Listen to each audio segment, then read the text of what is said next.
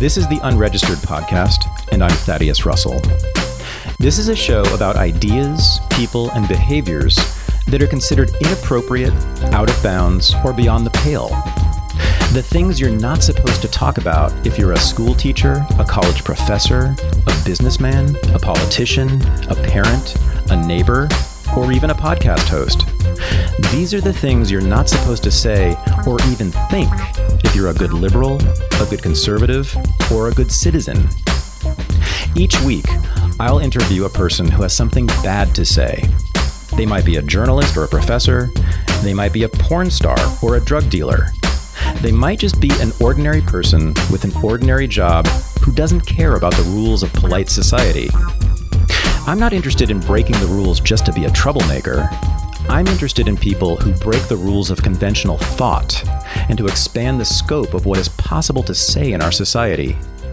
I'm interested in people who make me think. My guest this week is widely considered to be one of the greatest cartoonists of his generation, but he does not like superheroes. Instead, he's created some of the most iconic anti-heroes in what's called the world of alternative comics. But he does have heroes, and he's authored graphic biographies of them. The theme in all of his work is freedom, physical freedom, the freedom of the body, the freedom to be different, the freedom to be weird, the freedom to do and say whatever one wants. This is my interview with Peter Bagge.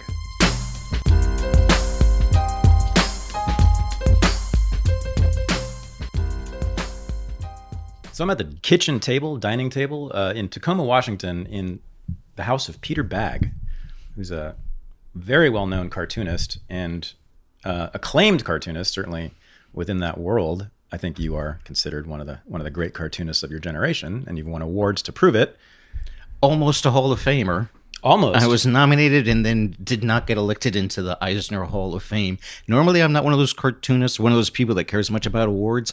I totally did not expect to be sort of like, I was too still alive to be elected into any Hall of Fame. For some reason, when I got nominated and I lost, that really pissed me off. I have no idea why. I guess, well, it sounds good. Is it your last chance? Are you done? Are they? Well, they didn't nominate me again this year. That was bastards. So, yeah. Hall of Fame. There's a cartoonist Hall of Fame. Yeah, there's a Hall of Fame of everything. Yeah. Pencil manufacturers. You're not even done. You're like mid-career. Well, what's wrong with you? Geez, I hope You're mid-career, man. I'd like to be done. Yeah. And we run in similar circles.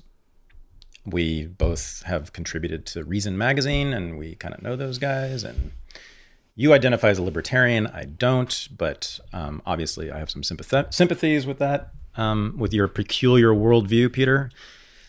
And I, though, don't want to talk about any of that. Oh, okay. You don't want to talk about the blatant irrationality of the Declaration of Independence.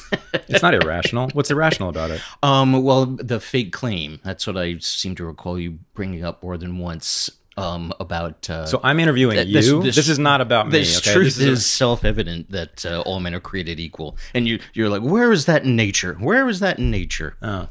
But that has something to do with why you're not a libertarian. Okay. Or why you would. All right. Okay. Fine. Fuck it. Let's do this. Okay. No, we can do. You invite me into your house and ambush me. So let's do it, bastard. I'm gonna just come right back. Yeah. No, I've had a few of you people criticize me for that. And let me clarify to all you listeners what I meant by that.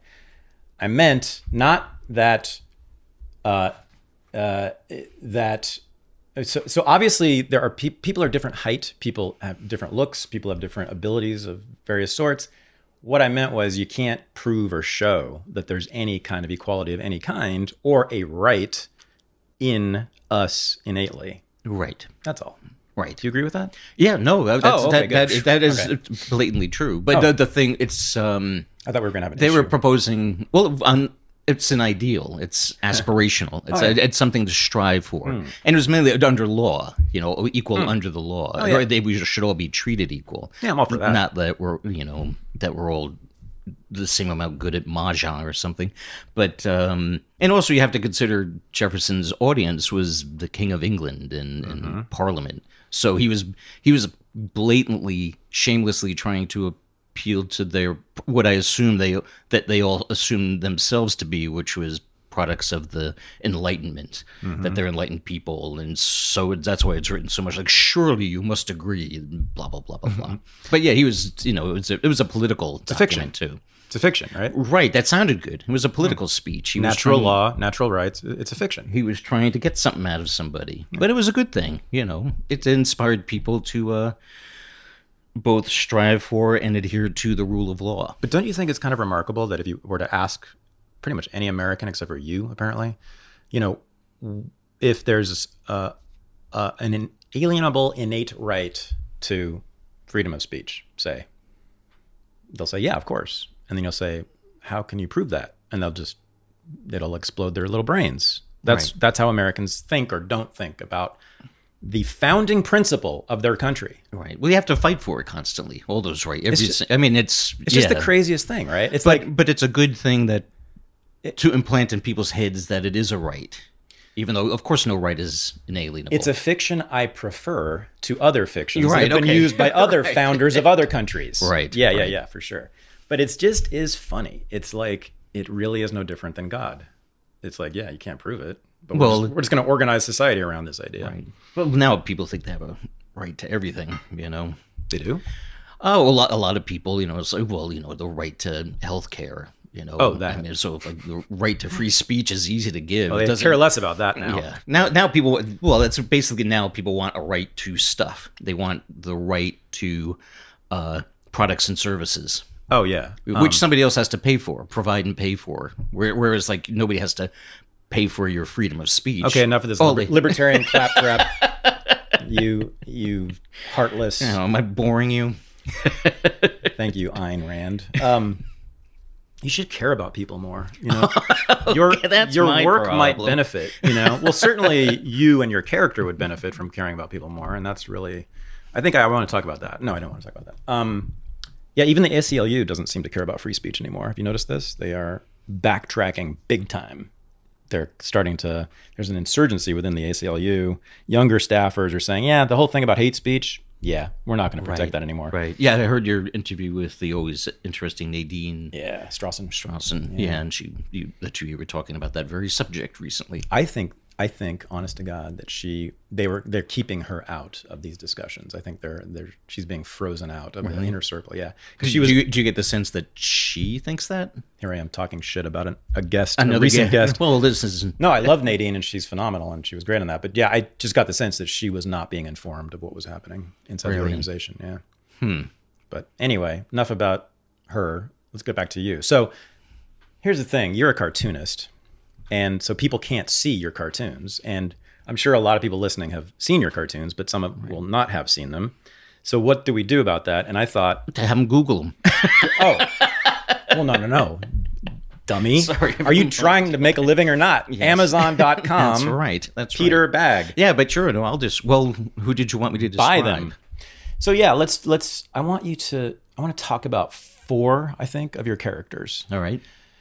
One of which is your best known, and it's the only one that is your sole creation. Well, no, I take that back. They're all your sole creation. It's just 3 of them have been created by others as well, just differently. So Buddy Bradley is the central character, the most famous character you've created, and he's been around for a long, long time. And anybody who's a Peter Bagge fan knows all about this guy.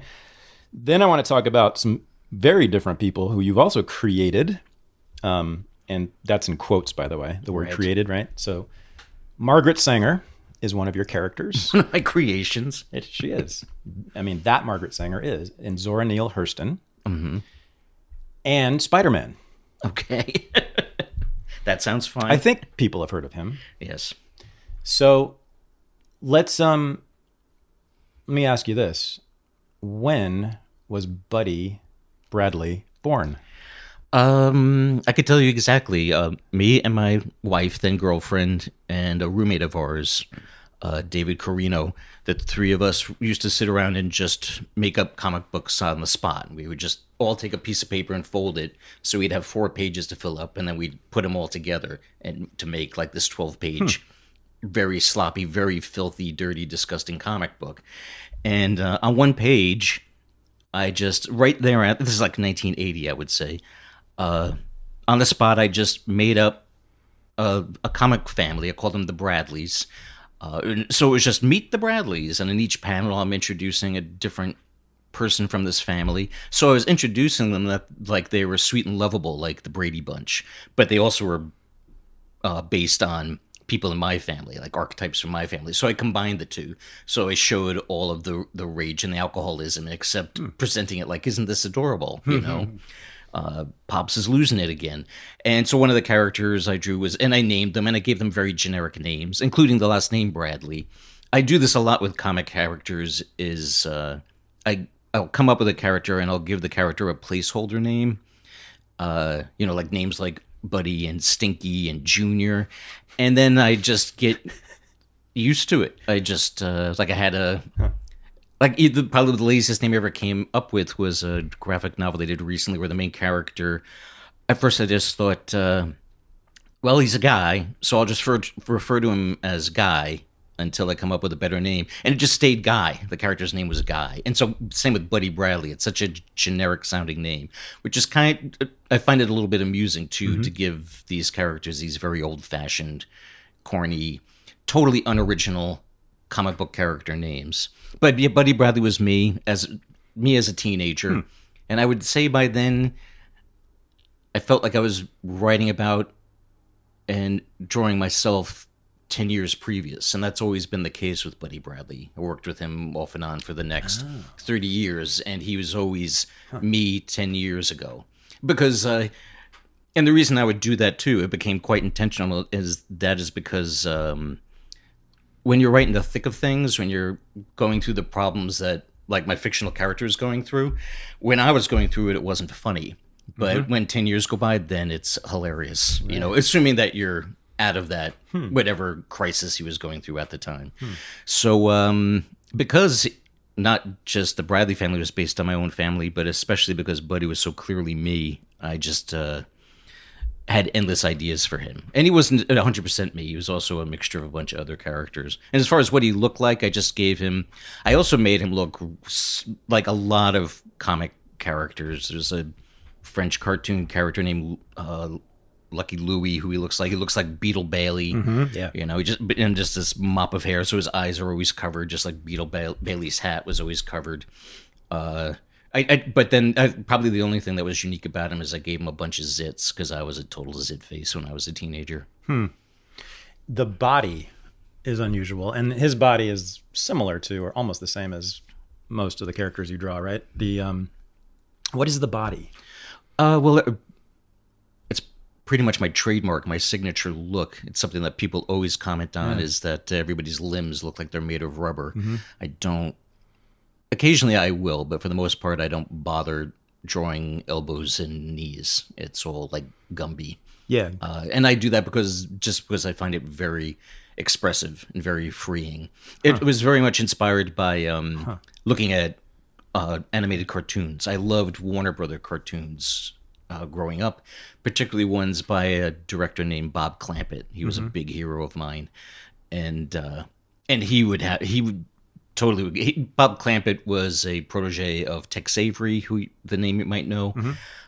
Both of them loved to exaggerate the eyeballs and the tongues flying out, and just everything made out of rubber and blowing up. So even though I wasn't an animator, my drawing was static. I wanted to try to capture that dynamism that was in those cartoons on the printed page. Kinetic is the word that's often used to describe your work, or at least Well, people do rubbery.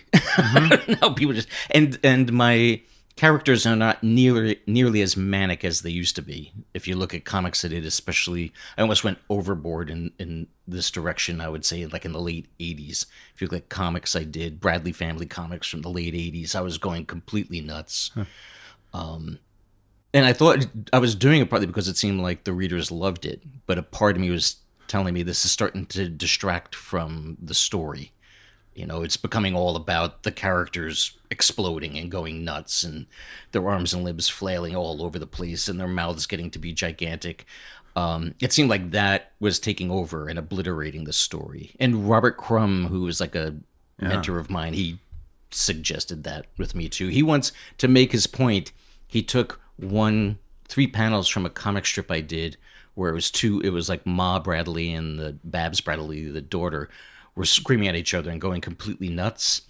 And Crumb redrew those 3 pages where he had those 2 characters like completely still. He made it look like a Mary Worth comic, just like totally still. And I took it as him giving me a hint, but I think he also was trying to show me, see, this is still the same story. This is still the same dynamics, a mother-daughter argument, but without all that crazy stuff. It suddenly seemed very dramatic. It suddenly seemed very unfunny. You know, it seemed, it was pure drama without all that silly cartoonishness. So making them static and solid in a way? Yes, more realistically proportioned. Just by doing that, he made them serious and earnest, maybe? Yes, the whole thing suddenly seemed like, oh, these 2 women are having quite an argument here. We need to stop and listen to this. And the same with, there's a woman who still writes about comics, a woman named Heidi McDonald, and she used to write reviews for comic books, and she called me up just to ask me what I was doing, but just out of nowhere she just said, Pete, that one story, referring to that same story with Mom and Babs Bradley. I said, yeah, what about it? And she said, don't you think you better start dialing it back? And I was glad to hear that, though, because in the back of my mind I was thinking that it's like, yeah, this is getting a little too silly. So I still like to draw in that rubbery style because it is so expressive, and I'm just used to it. But I don't go as crazy as I used to, especially with these biographical comics. Yeah. So it drives the people. Well, I know you're going to ask about them later, but a lot of people read my Margaret Sanger biography, and then later this Zora Neale Hurston biography, and they picked them up not because they were fans of mine or fan of comics at all. They were women's studies majors and African American studies majors. That's right. And so if you go to Goodreads, most of the reviews they wrote would be very fascinating, well informed, incredible subject matter, but I'm giving this 4 stars instead of 5 because I cannot stand the way this guy draws. Oh, I was going to say is because he's not the right color or has the right genitalia. Oh, well. He has no right to be drawing pictures of women. Yeah, well, people don't, it's rare that black women, somebody will go there in Goodreads. They go there on Twitter. Oh, really? They take the high road in Goodreads? Well, because they're actually readers on Goodreads. That's right. There you go. Okay. That's why all my reviews on Goodreads are good and intelligent. Now I know. So I love this idea about replacing the stiff, rigid bones and the joints with rubber. And you said it was liberating, or it was... Yeah, it's expressive. It's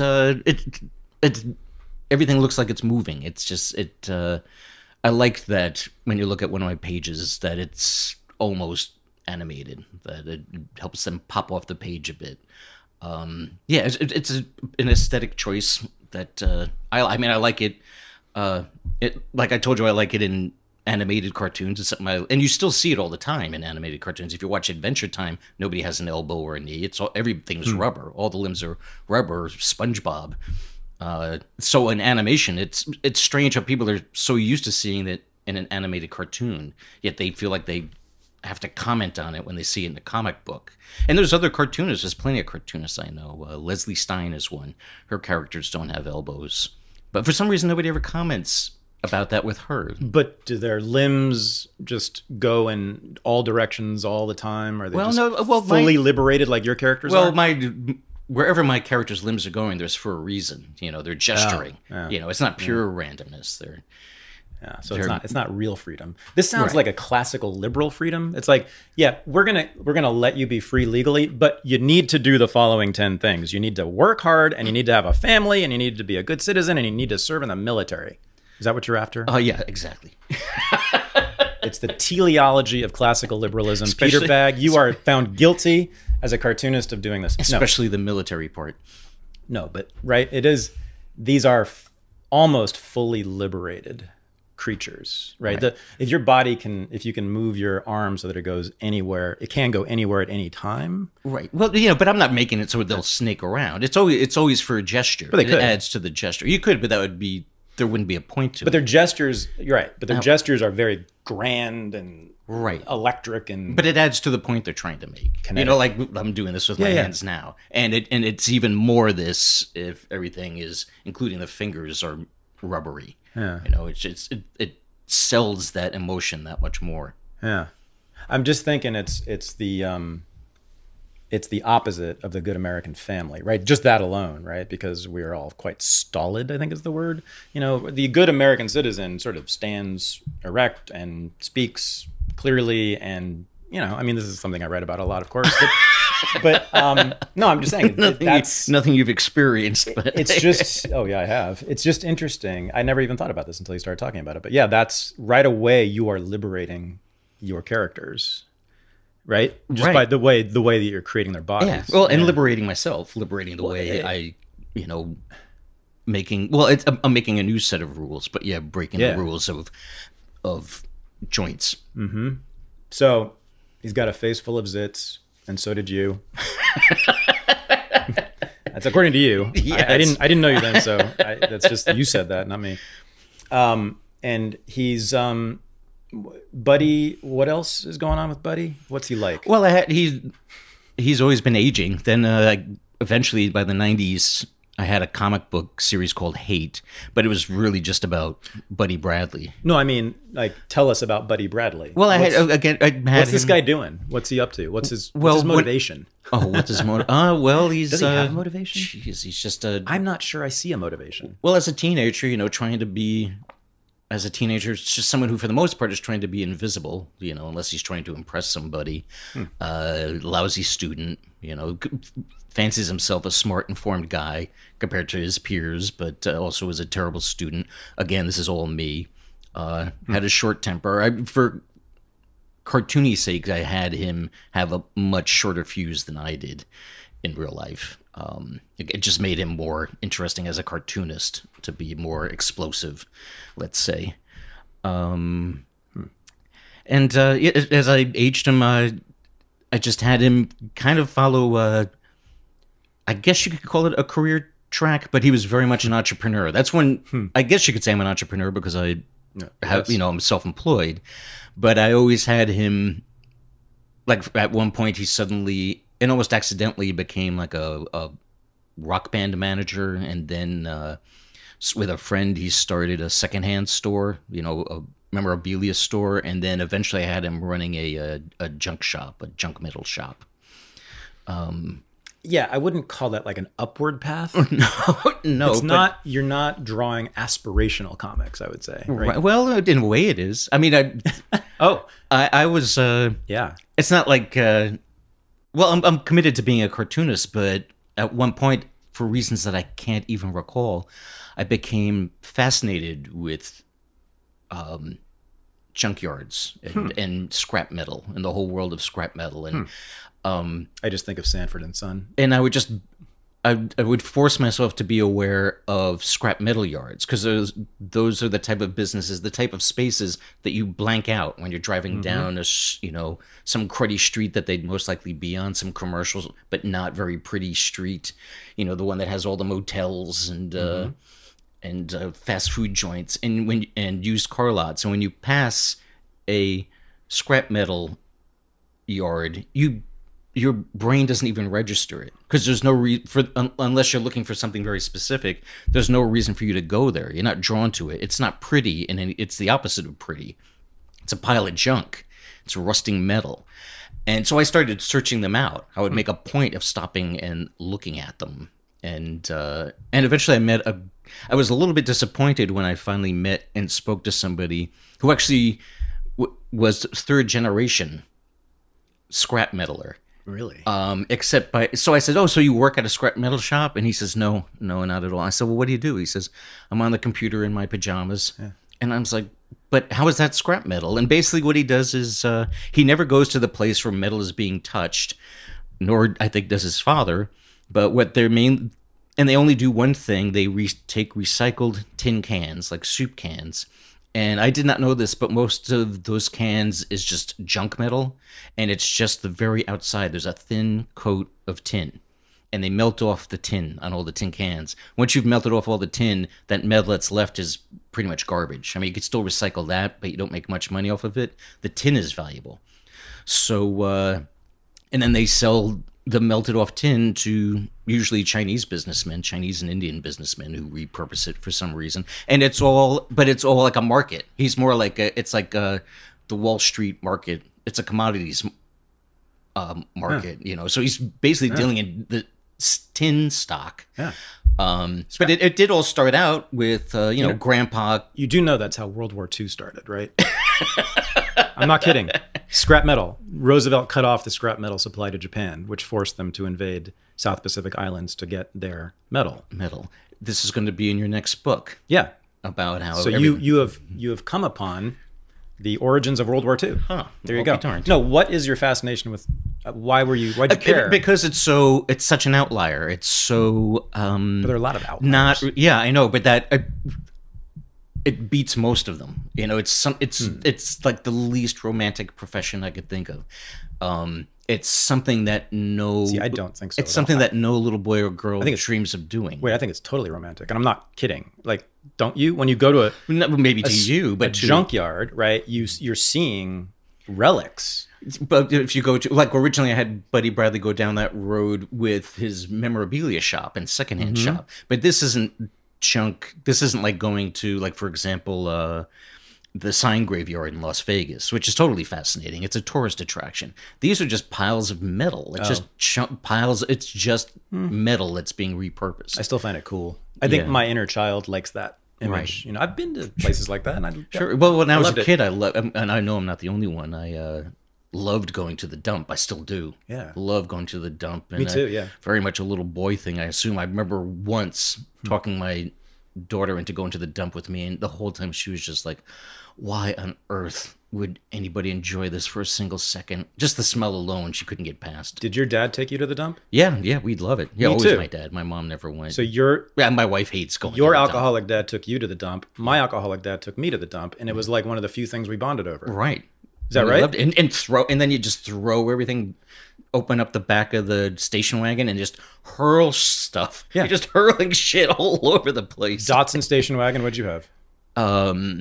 My dad was a Ford man, unfortunately. Lord knows why. Better American than my dad, my commie dad. And then we went to Dairy Queen afterward every time. How about you? We'd go to Benny's Charcoal Pit. What? Yeah. What's that? Hamburgers? Sandwiches. It was really good. For some reason, I was the only one that ever went there with my dad. But there was like a treat at the end of it. Yeah, or sometimes I just remember that being something that just me and my dad would do. For some reason, nobody else in my family ever went to Benny's Charcoal Pit. It'd be something that me and my dad would do. I don't know why he was denying me too. My siblings. And then Benny's. Would he go into a rage as soon as he got home? Because mine did. Possibly, usually. Yeah, no, he was a rager, my dad. He was very moody. He made no sense. He made no sense. His mood disorders. He had there was something, his mood was, you know, so everybody, but after a while I became immune to it. I feel like my siblings still, he's dead now, but some of my siblings, they'll just flat out say, I hated dad. I hate dad. I don't miss him. It's like, I mean, I hated him sometimes when he was blowing a gasket. I didn't like him, but I liked him when he was nice. And I had an okay relationship with him. My siblings seemed like they were always very wary of him, though. They always, they didn't hang out with him. I actually liked hanging out with my dad. I don't think none of my siblings liked hanging out with him. Were you the oldest? No, second oldest. Second. Yeah. What did he do? He was an officer in the Air National Guard, which except for the uniform, he was a paper pusher. You know, he supplies. You know, send this underwear here, send this there, and but they certainly do not value rubber bodies in the Air Force. Your body has to be quite stiff and rigid and functional at all times. Well, it's something that and efficient. Something that used to drive my dad crazy. His least favorite part of the job, I seem to recall, was once a month he had to oversee drill, and it would eat up his weekend. He had to sacrifice a weekend, and drill was he would have to drill all the weekend warriors, the guys that signed our auxiliary Air National Guard and who signed up just so they wouldn't get drafted. Because this is still the Vietnam War. And so they didn't take it at all seriously. They would joke around with the fucking guns. And that's why we lost that war. Yes, and my dad it would drive him crazy. I'm not kidding. That's why we lost that war. I mean, that and the Vietnamese people opposing us. But yeah, no, the slackers in the army in the Vietnam War were a major reason that I'm also writing about. But enough about me, Peter. So, right. So Buddy, and enough about you too. Back to Buddy. So he's zit-faced, angry, alcoholic dad who's also angry, and he's kind of a serial, not super successful entrepreneur.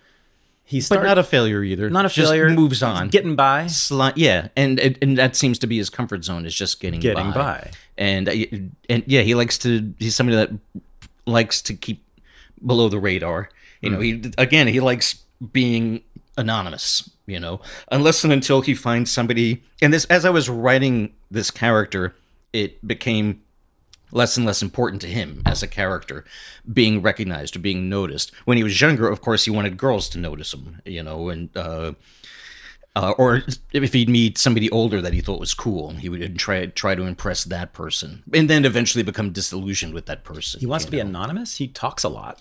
Yes, he's opinionated, but as time went by, that was just something that he, you know, like left alone for the most part, just left alone. Again, like with the one little sub-story of the scrap metal business is he enjoyed how it was such an invisible type of business, and he was glad that he found like this spot kind of in the middle of nowhere, just this area that if somebody was driving along that road, they wouldn't look on either side to any of the houses or businesses that were there. But he was also taking advantage of the fact that it was very close to wetlands, and that the rusty metal was leaking into the wetlands, and he hoped he would prefer that to keep happening and not get caught than to do what it takes to prevent the rust from going into the wetlands. And his justification for it, of course, was the wetlands, quote unquote, was just this filthy, disgusting swamp full of old refrigerators and tires. Oh, so it is a libertarian fantasy, basically. But he would pollute the earth. Maybe from yes, exactly. Did he employ a lot of people at slave wages? Yes, exactly. Yeah. He wasn't, you know, he wasn't an ideologue, the character. He just, I guess you could, well, clearly he was living what you would call a libertarian life, but I see no evidence of Buddy possessing any ideas. In my reading, am I missing something? I don't see any ideas. Well, no, he no guiding philosophy. No, I mean no ideas beyond what sort of immediately what he wants to do now. Yeah, yes, exactly. And I'm sure he would think about it. I didn't have other characters grilling him, you know, or it'd be just very superficial. Like, why do you want to do that? And he would give a flippant answer, you know. But you know, a lot of times it was something of a story arc with that character. Well, for one thing, he was removing himself from his nuclear family, you know, always trying to create, not like condemning them or saying, I don't want to ever talk to any of you ever again, but he always was somewhat, which most people do actually, stepping back from and being less involved with your parents and siblings. And he also, with good reason, was doing the same with all of his friends. I mean, he was a loser as a high school kid and a slacker in his early 20s, and so he hung around with a lot of people. His male friends were the same, but he had his own weird little ambitions, and they didn't. So a weird dynamic developed between Buddy and all of his friends, where even though he didn't have more money than them, the mere fact that he owned his own little secondhand shop made him something. It made him the object of envy and resentment from all of his friends. And they would treat him like a rich guy simply because he owned his own business. Right. He was about something. So it's like, you must, like I had his little brother saying, I know you've got treasure buried somewhere. When I did that comic too, when I told that specific story and made that joke in the comic, I heard from so many people who had their own businesses, comic shop and owners and record store owners in particular, the people who sold my comics. And they were like, that's it exactly. It's like, I'm probably poorer than all of my friends, but just because I own this comic shop or this used bookstore, just because I own this business, everybody, all of my friends just always talk to me like I'm rich. Yeah. Or always hitting me up for money. It's like, come on, man. Come on, man. Yeah. And also that you immediately have this identity, you're a business owner. Yeah. And when you walk down the street, everybody that knows you would point at it and go, my buddy owns that used record store. Well, I mean, also within the music subcultures and the comic subcultures, you are the man. You're the hub. Like everybody gets their. I mean, back then, everybody got their stuff from your store, right? Yes. If you owned the store, right? Yes. So the exactly. record. I mean, I remember back in the '80s and when I was growing up in '70s and '80s. Yeah, the owners of the record store and the owners of the comic stores were like celebrities in my little world, right? Yeah, they were the local world. Yeah, they were a focus of your weekly or monthly routine. But they were Seeing also them. like, I remember thinking about them. I think we all did, like as sort of the coolest, wisest people in our world, right? It's like they know what's well, maybe when you're what's 13. good. They know what's. Oh yeah, I'm talking about Yeah. when I'm 13. Yes. Yeah. Now I think they're just straight geniuses and deserve a Nobel Prize. Now you know they're geniuses. Yeah, no, I mean it's like you assume that they knew what was good music and good comics and what Right. was smart and important and funny, and it's like Yeah, I think I always thought they were idiots. then you leave. Oh really? Well, you grew up in Berkeley. I grew up Yeah. in not even in Peekskill proper, like way out in the middle of really boring suburbia. Westchester, Yeah, New York State. yes. So it was like 40 miles outside of New York City. So it wasn't until I moved to New York when I was 18 or 19 that I discovered, first of all, comic shops and hipster records. To me, the record store was a department in a department store, and they usually would be run by the mother of one of my classmates. Oh, you mean in Peekskill? In Peekskill, Yeah. yes. Right. So Not in the West Village. Yeah, so I was already 18, 19 years old, and then thought I knew everything. And so I would always be appalled by the conversations I'd overhear between both the comic store clerks and the record store clerks. Every time I go into a comic shop, the comic shop owner, who was always, this is so cruel, like, did you ever see Drew Friedman's poster, Comic Shop Clerks of America? Mm-mm. And they all had names like Mordecai, and he just drew like 9 of the ugliest men possible. It's funny how so many people worked in comic shops immediately embraced that drawing, and they all would wear that as a T-shirt. Mm-hmm. All these ugly, but that's just it. They were always so ugly, and they would just talk incessantly about a guy named Jim Shooter. Do you know who Jim Shooter is? Maybe. He kind of was in charge. He was the main the editor-in-chief of the entire Marvel line in the 70s. Yeah. So he when he took over, he gave... I'm not an expert on this stuff. I'm not a superhero fan, even though you're going to ask me later about Spider-Man. There was a resurgence in interest in Marvel when he took over, but also because just the mere fact that he was mixing things up and changing things, it made... anybody over 30, I guess, hated him. And they were but I'd be like, oh my God, talk about something else, somebody else. Constantly debating the merits and demerits of Jim fucking Shooter. How do you know my brother so well? Are we describing your brother? Yes, to a T. Yes, he was exactly one of those people. Still is. Mordecai? Still is. He's Mordecai. No, he's Mordecai's customer. But he thinks Mordecai is super smart and super cool and knows everything. Right. And is the wisest man in all of Berkeley. Gee, is your brother slow? My brother's still living, so maybe I shouldn't keep going on about it. Then again, we don't really talk anymore. My wife really wants me to do it. I'm actually, for a next project, thinking of doing a comic about my older brother, who's passed away 20 years ago. But yeah. I like that. I love that. But I keep going back and forth about it, about doing it. Just for that, what you said made me think of it. It's like, he's dead, but the rest of my family is alive. And I worry constantly about how they take, because everybody's going to have a different take on it.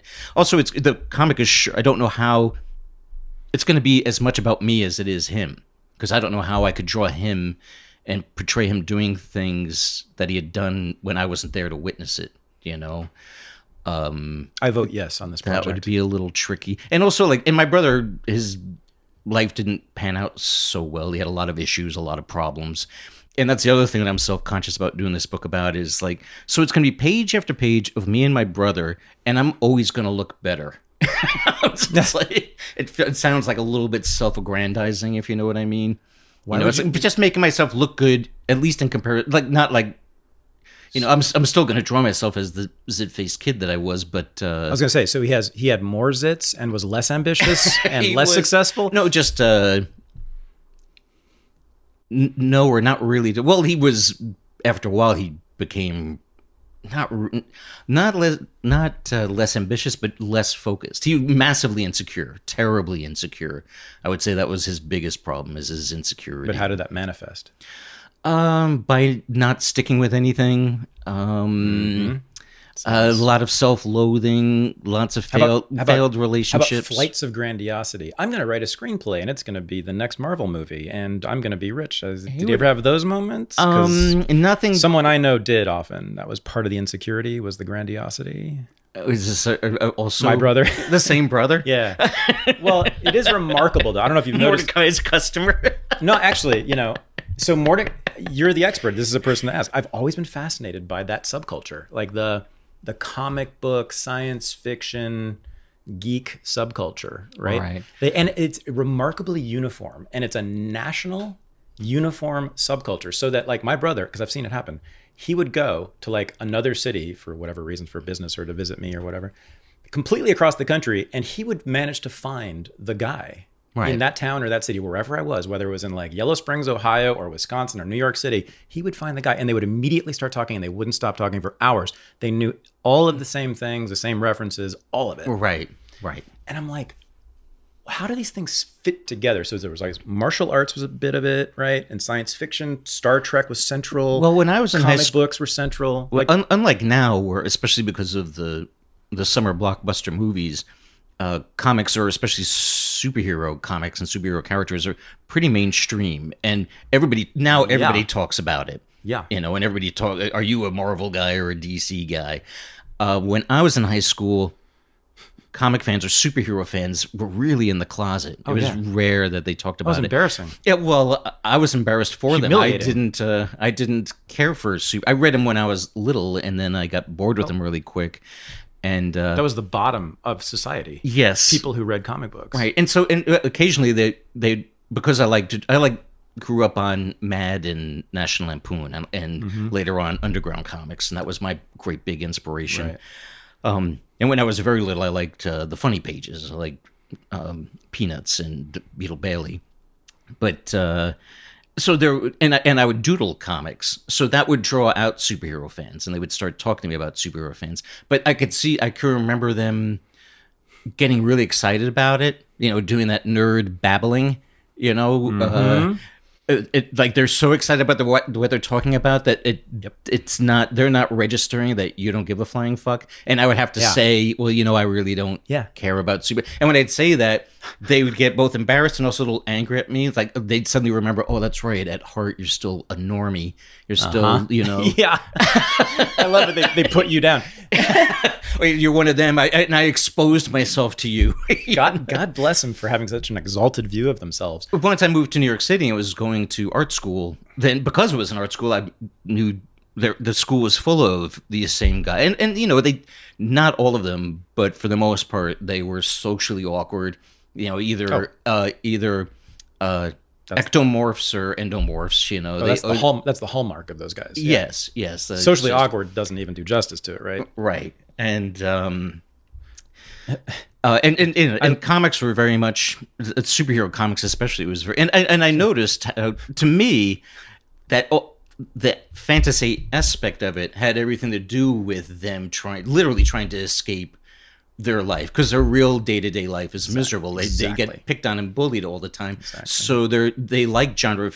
I found I never was totally against genre fiction. I'll like a good superhero comic. I like Alan Moore, and I like a good science fiction movie. But I'm not a science fiction fan or a science fiction TV show. I'll watch it or I'll read it if it's good. If somebody tells me it's really good. Me too. Yeah. But as a genre, it's like I don't need it, and I get really bored and restless talking to somebody. It sounds like I'm putting them down. It's like nobody should apologize for their passions, assuming that their passions isn't torturing small animals. But yeah, I noticed, I couldn't help but notice right away that the more miserable their day-to-day life was, the more their preferred form of entertainment was totally escapist. Yep. And also all the intricacy, you know, all the backstories, that universe. Yes. You know, the Marvel universe, the Lord of the Rings universe, and fighting with people over the Star Trek universe and the Star Wars universe. Being a comic book artist and being in the comic book business, me and artists like me were always shunted off to the side. We were almost resented that we existed at all, because especially when you go into the suburbs, most comic shop owners, they only care about superhero comics. They only really want to carry them. Yeah. A lot of these suburban shops, neighborhood shops, wouldn't carry comics like mine at all. It was always like downtown comic shops or near colleges, near universities. And that was a totally different market. Fantagraphics comics in those days, they always sold a lot more copies at indie record stores than they did at comic shops. The indie record stores, they would just fly off the shelves, whereas the main problem with regular comic shops is you never knew how much they would sell, because they'd order 5. And the 5 would sell in a day, but then the next issue comes out and again they order 5. You know, they've decided in their head, well, this will only sell 2 copies. And it became a self-fulfilling prophecy. So I had a lot of reasons to resent. I would even say hate. It became personal. Oh, that's why superhero you world. made Spider-Man a depressive loser. Well, it wasn't that wasn't at all to doing the Spider-Man comic. Wasn't vindictive, depressive loser. But we'll get to him later. Yeah. So wow. And I kept thinking for a while it looked like the indie world was winning. Yeah. Like in the 80s with Spiegelman? Yeah, well, we're even more so in the 90s. Okay. In the 90s, what was very underground. With Alan Moore and all that whole wave? Well, no, even, you know, I was thinking people, well, Spiegelman would be one, but, you know, like Dan Clowes and Chris Ware and the Hernandez brothers and a lot of cartoonists, Julie Doucet, there's a whole bunch of people that were getting, basically, this world of indie comics was getting bigger and bigger. There were more and more artists and titles, and the better selling stuff was not selling great. You know, I was like one of the best selling artists, but that meant, you know, between 25 and 40,000 copies it still would be considered really good. That's not bad. Even for like regular book in my world, a regular nonfiction book that sells 20,000 copies is pretty good. That's successful. Yes. And we were getting better treatment, or like a company like Fantagraphics, who was my main publisher, they were getting treated better all the time by comic book distributors and retailers. You know, they were starting to get more respected. And all of that got ruined. I might be oversimplifying this, but all of that got ruined with this CGI technology, the superhero movies. Now, superheroes, once again, have completely taken over and dominated the comic shop. These guys could go right back to just being all about superheroes. I'm sure they feel vindicated that, you know, now everybody will talk on and on and on about, you know, how true the new Thor movie was to the Thor character. But, you know, they were like, now everybody's doing what I always did. They feel super vindicated. The store is, once again, just full of superhero slop. And the indie world had to find a new home in bookstores, in Amazon, you know, which I guess that's fine. I love the idea of a comic shop, a comic specialty shop. It's just that it was so dedicated to genre fiction, you know, action adventure comics, Men in Tights. I can't remember. Is Buddy a comics fan? Does he read comics? I had him, again, this is very much me. The only time I think I ever had him getting excited over a comic was when he stumbled across an old magazine that Harvey Kurtzman edited. So it'd be like the magazine actually was called Trump. Somebody just collected Trump into only 2 issues came out, and they got collected into a hardcover, and I wrote a review of it for Reason recently. And it was basically a more adult Mad, you know, so it'd be almost like a cross between Mad and National Lampoon, but even more sophisticated than that. Am I right that Buddy doesn't have the attention span to get all the way through a comic book? Oh no, I think he could. He can make it? Yeah, he could. He couldn't read a whole regular book, though, could he? I guess if it interested him, sure. No, but right, he sort of just flits from one thing to the next. He doesn't really stick with anything, and he's of the moment. But I think he could. This is something I never thought about, honestly. But I'm sure he could make his way through a book. I don't Confederacy think so. of Dunces. I'm sure he would gobble that book up from cover to cover. He could read it and understand it, but he would never want to. Oh, well, there you go. Well, that's true of everybody. No. But he's very right. He's totally in the present. He doesn't care about anything outside of his immediate circumstances, right? I guess I don't know if that's and he's accurate. You're asking questions. You created him. I know, but these are aspects of him that I never thought about. No, I don't. That's what I'm here for. He's deeper than that. He's smarter than that. He might have an exaggerated sense of his own intelligence, especially when he was younger. Peter, what exactly is his IQ? What's the score? No, he does lack ambition. I mean, he has this ambition to be comfortable and to sort of have the junk shop. He didn't want to have a boss. This whole thing of being left alone has a lot to do with why he's self-employed. Which is not really an ambition. It's just seeking comfort and security. It's not easy to be left alone. It's not easy to not have a boss, to be your own boss. That's hard. That in and of itself is hard. That's hard. And you know what's even harder? Being ambitious. Sucks. Doesn't it? Doesn't it? Being a self-employed, ambitious person sucks. You and I were talking about this before the mic was turned on. You and I have had similar careers. I mean, you're a cartoonist and I'm a writer, but basically... Or it can suck. It's good when it's good. It sucks when it sucks. It's wonderful and incredible, and thank God for every minute of it. And then I want to kill myself and jump off a roof at the same time because it's so bad. Yeah, when no money is coming in, and you suddenly feel like, did everybody forget of my existence? How come there's no emails? Nobody's calling. But you, I mean, you were ambitious and always have been to some extent, right? Maybe you didn't want to run the world, but you wanted to be a cartoonist, didn't you? A successful cartoonist? When I was young, I was very unambitious. I was pretty insecure myself. I was a terrible student, which in and of itself... that's a requirement for this show? The guest must be a bad student. Well, that being a bad student, once you're out of high school, that really puts a limit on things, not getting accepted to colleges, or let alone getting Didn't stop me. grants. Look at me. I was a C average, now look at me. Well, I went to art school. No, in fact, almost every guest on this show was a bad student in high school and went on to do amazing things. Really? That's a almost common pretty much denominator. every single one of them, yeah. Did you ask Nadine Stress in that? She probably did pretty well in high school, didn't she? Yeah. But no, honestly, I keep running into people like this over and over again. I'm constantly running into, creative geniuses basically who have made their own way in the world, who sucked in high school and hated it. One of the things, an idea that I liked when I was in high school was to be a cartoonist. This was the early 70s.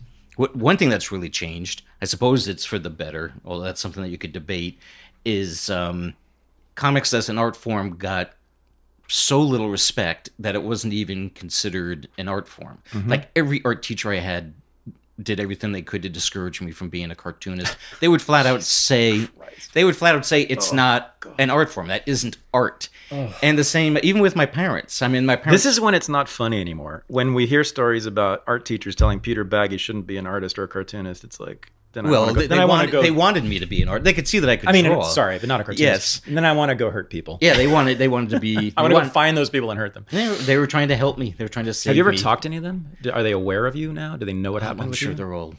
That's a good question. What a failure you became as a cartoonist? There was an artist. He was actually a really good artist, and I should Google him. I want you if he is still alive, a guy. He was born in Cuba, and his name was Juan Gonzalez. And I was in art school. I was a prize pupil of his. He taught drawing, and I was good at drawing. I actually, believe it or not, could look at a curtain and make it look exactly like a curtain. I found that incredibly boring. I like to draw from my head. I only refer to things reluctantly, just so it doesn't look totally ridiculous. But I was his prized pupil, and one day, I don't know how it came up, but I was talking to him in the hall, and I mentioned that I wanted to become a cartoonist, and he went, "Really?" And I said, "Yeah." And he did a 180 right then and there. He did a 180 and walked away from me and never said a word to me again. Never talk to me again. Hang on, is this at the SVA? Yeah, at SVA. Which is School of or for? School of Visual Arts. For or of? And believe it or not, Is it of or for? a School of. School of Visual Arts. Yeah. And Oh, I see. So this is college. It actually was started by cartoonists. But I thought so. yeah, but then they got accredited and they filled it up with, all these. Oh. I was going there in the 70s too, where any kind of commercial art was just being an illustrator, you were really frowned upon. I mean, there was like a commercial art department.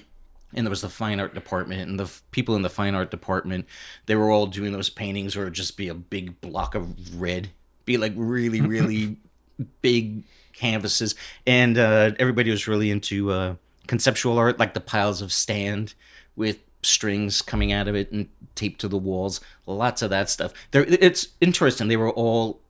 It was a genre. They had their own genre, Sure. And they were blatantly ripping each other off, but. But they didn't. They thought that they were above genre and above market demands, and that everything they were doing, that pile of sand with the string coming out of it, was totally from the heart. Totally, it was totally their vision. They totally bullshitted themselves and each other into thinking what I'm doing is totally unique and it's all about me. And there was a lot. I don't know if this is still the case, but there was a lot of hostility towards anybody who wanted to accumulate real practical skills. Okay, let's historicize this.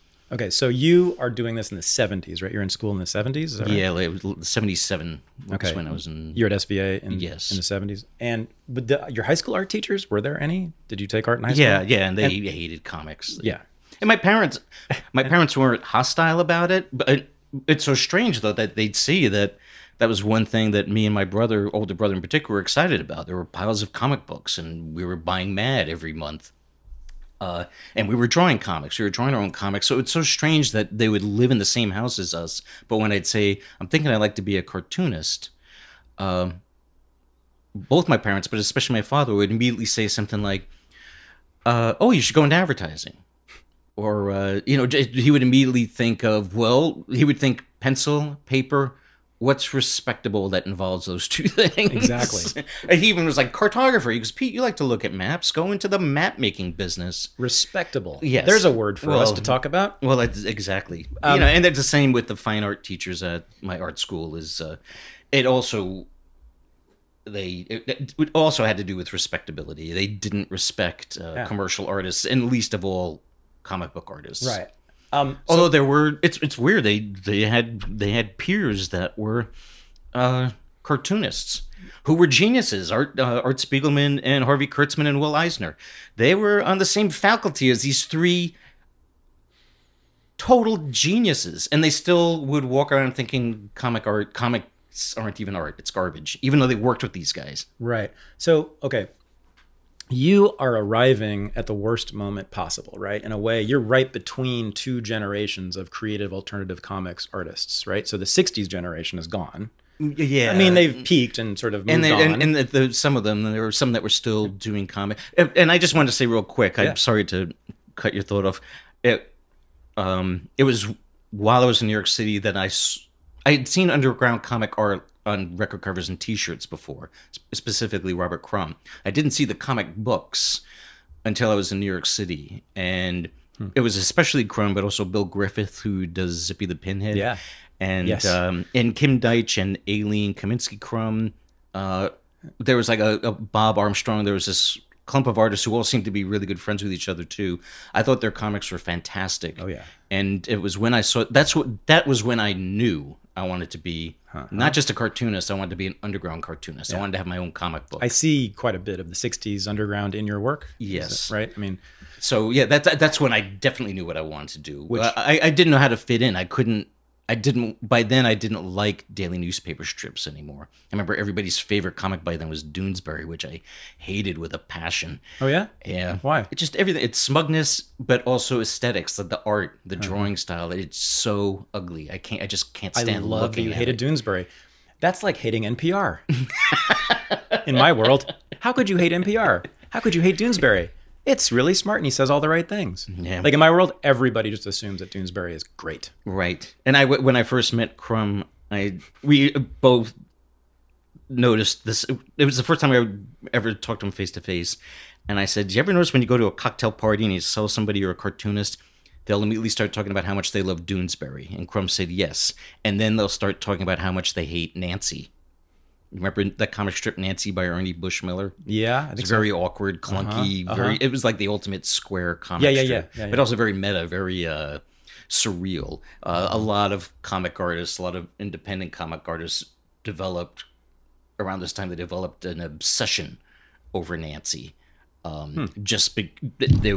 You could even play a game called like 3-Card Nancy, where you cut up a whole bunch of Nancy comic strips and just take any and pass it around like you're playing a card game and see who can make out of those 3 squares the best comic. Wait, why were they fascinated with Nancy? Well, I thought I was just explaining. But why the square woman? Why the straight, uptight woman? Well, because of how so carefully delineated it is. Just there's 2 authors, Mark Newgarden and Paul Karasek, who just wrote a book all about interpreting Nancy. It's called How to Read Nancy. Oh my God. Okay. Yeah. This is like a whole world I'm totally unaware of. Yeah, if you Google it, it's all over the place. Didn't know this. And so there's people who I never, I mean, I get it. It's like I never hated Nancy and I don't share this somewhat ironic obsession with Nancy either. I hope I don't embarrass him by telling this story, but the artist who did Nancy, this square guy who now is like, I mean, he's dead, but who is a bit of a cause celeb, this latter stage discovery of people who love Nancy, but not for the obvious reasons. The artist's name was Ernie Bushmiller. And I had heard, somebody told me that Ernie Bushmiller lived in the same neighborhood that Fantagraphics was in. The Fantagraphics, when I first met him, they were in this suburban house in Stamford, Connecticut, just outside of New York City. And so Gary Groth, who is the publisher, the owner of Fantagraphics, I said to him, I heard that Ernie Bushmiller lived in your neighborhood when you were in Connecticut? And Gary said, he lived right next door to us. He was right next door. He goes, we used to get his mail all the time. I asked him, I have to go over there and give him his mail. And I said, did you hang out with him? Did you ever interview him? Seeing how he was right next door? And Gary went, no. And I said, why not? And he goes, Nancy's terrible. I wonder what he makes of How to Read Nancy. So Crumb was your guy, though. Oh, right? Yeah. He's my all-time favorite artist. Is he still around? Is he still? Yeah, he's in France. He compulsively draws wherever he goes. Every time he goes to a restaurant, he will start on a napkin. He had a whole book of sketches, and the book was called Waiting for Food. And it was just drawings he to wait. But he doesn't really, he doesn't, as far as I know, he doesn't do actual comic strips anymore. He lived in Portland until not too long ago, right? He lived in... Didn't he live in Portland? For a long time, he lived in a small town in Central California called Winters. Okay. Yeah, never lived in Portland. And now he's been in France now for over 20 years. Oh, really? I thought for sure he had a Portland connection or something. Yeah, doesn't matter. Not that I'm aware of. That is still, I think, my favorite documentary film.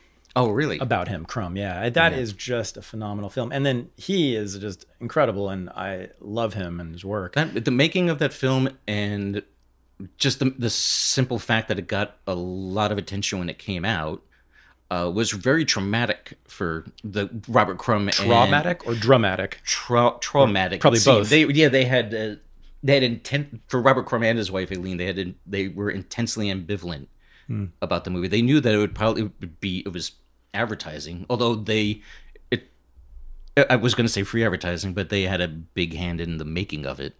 But there's a lot of bitterness towards that director who made it at least for a while, who was Crumb's best friend, Terry Zwigoff.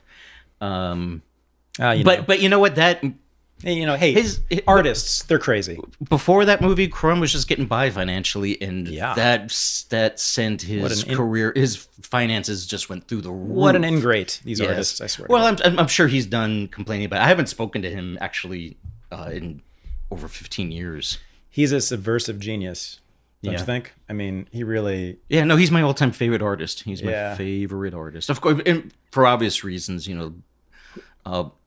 political correctness reasons, he's now like young, Oh.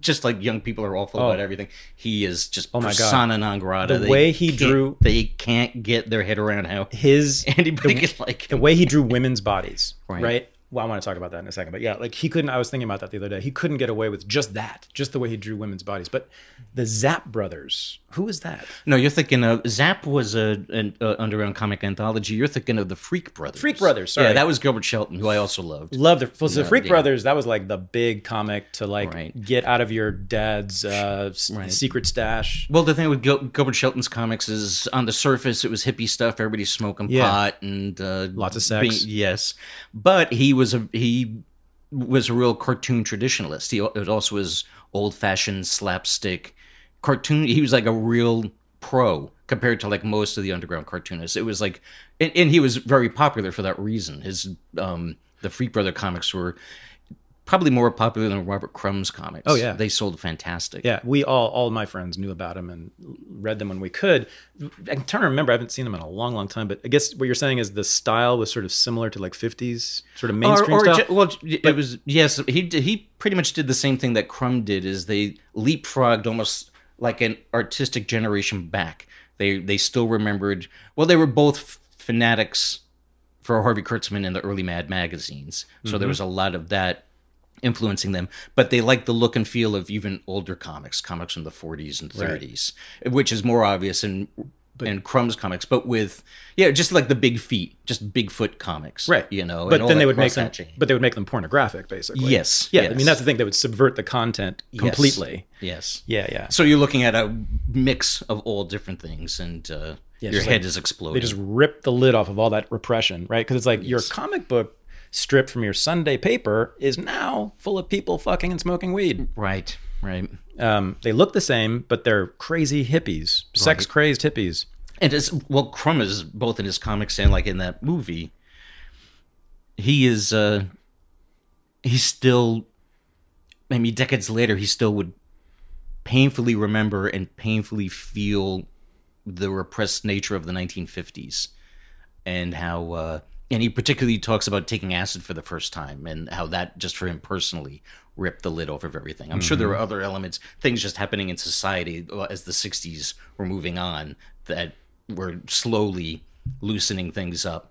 But he was taking acid. That's when, I guess to him it meant I've never taken acid, but I guess to him, the way he described it was like it suddenly seemed like everything that in his gut felt like artifice is. Yeah. You know, that this stuff that he couldn't understand why people should take it seriously or why you should take it seriously. That's when he realized I shouldn't take this seriously. Okay. It's very surprising you haven't taken acid, because that's the other thing I was going to say about your characters, the people you draw, not just the characters, the whole thing, your art generally. There's a psychedelic element to it, which is also similar to Crumb in that generation, right? There's a psychedelic thing going on, which I can't really put words to, but as the Supreme Court said about porn, I know it when I see it. Right.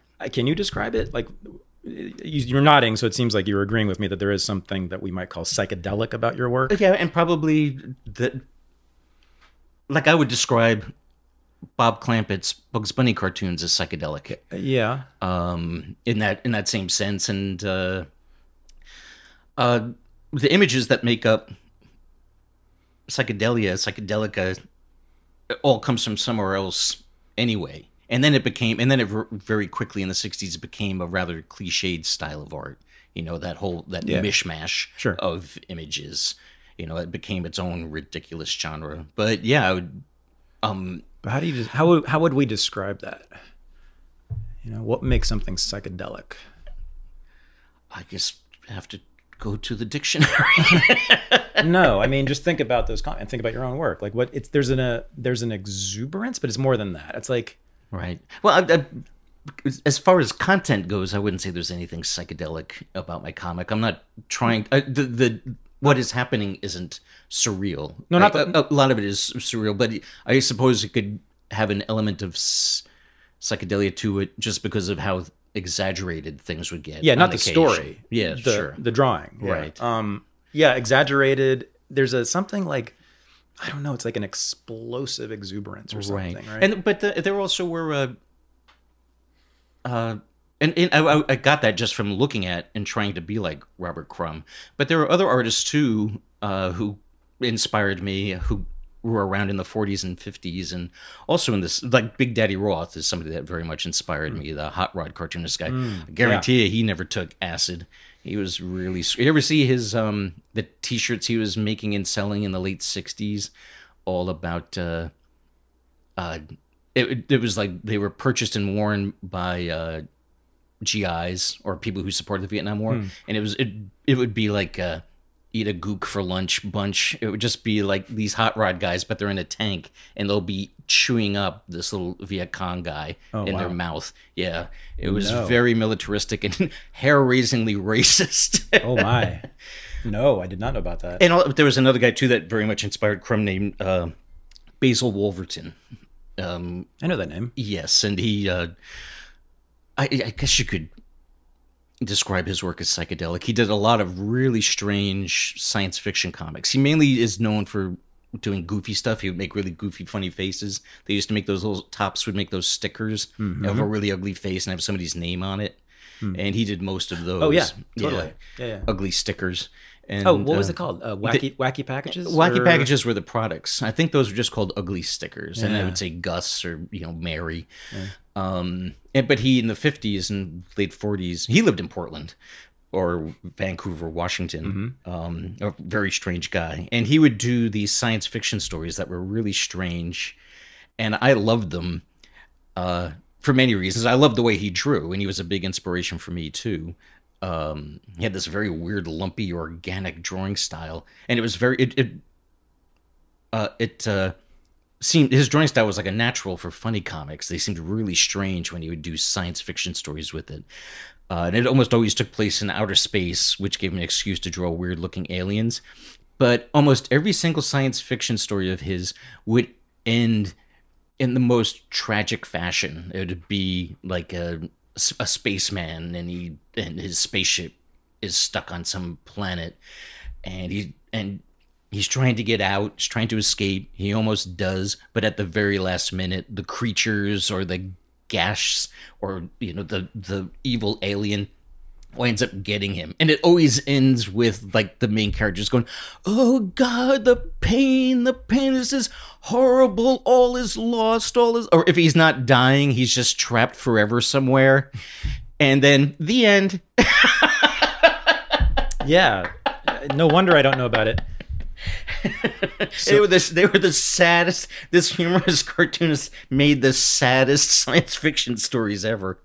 Yeah, no, I didn't like that. I loved Crumb, and I loved the Freak Brothers, and I loved the Hot Rod guy. I think I knew about that too.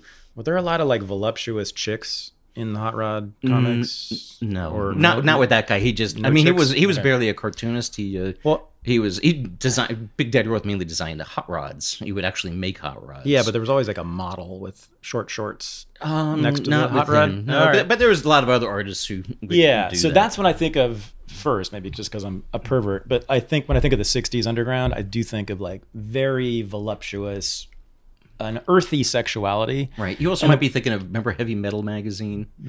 Yes, but I didn't read it. No, Oh, that was okay. definitely not my thing. Oh. No, so I see some of the 60s underground in your work, and I really don't see it in another part, which is their bodies. Your bodies are really, really different than theirs, right? So Crumb's women, and I think the men too, but certainly the women, are just big ass, big hips, big tits, but they are objects of desire, which I love too. Well, right? that's what they were first and foremost. He's running counter to the dominant model of the woman's figure, right?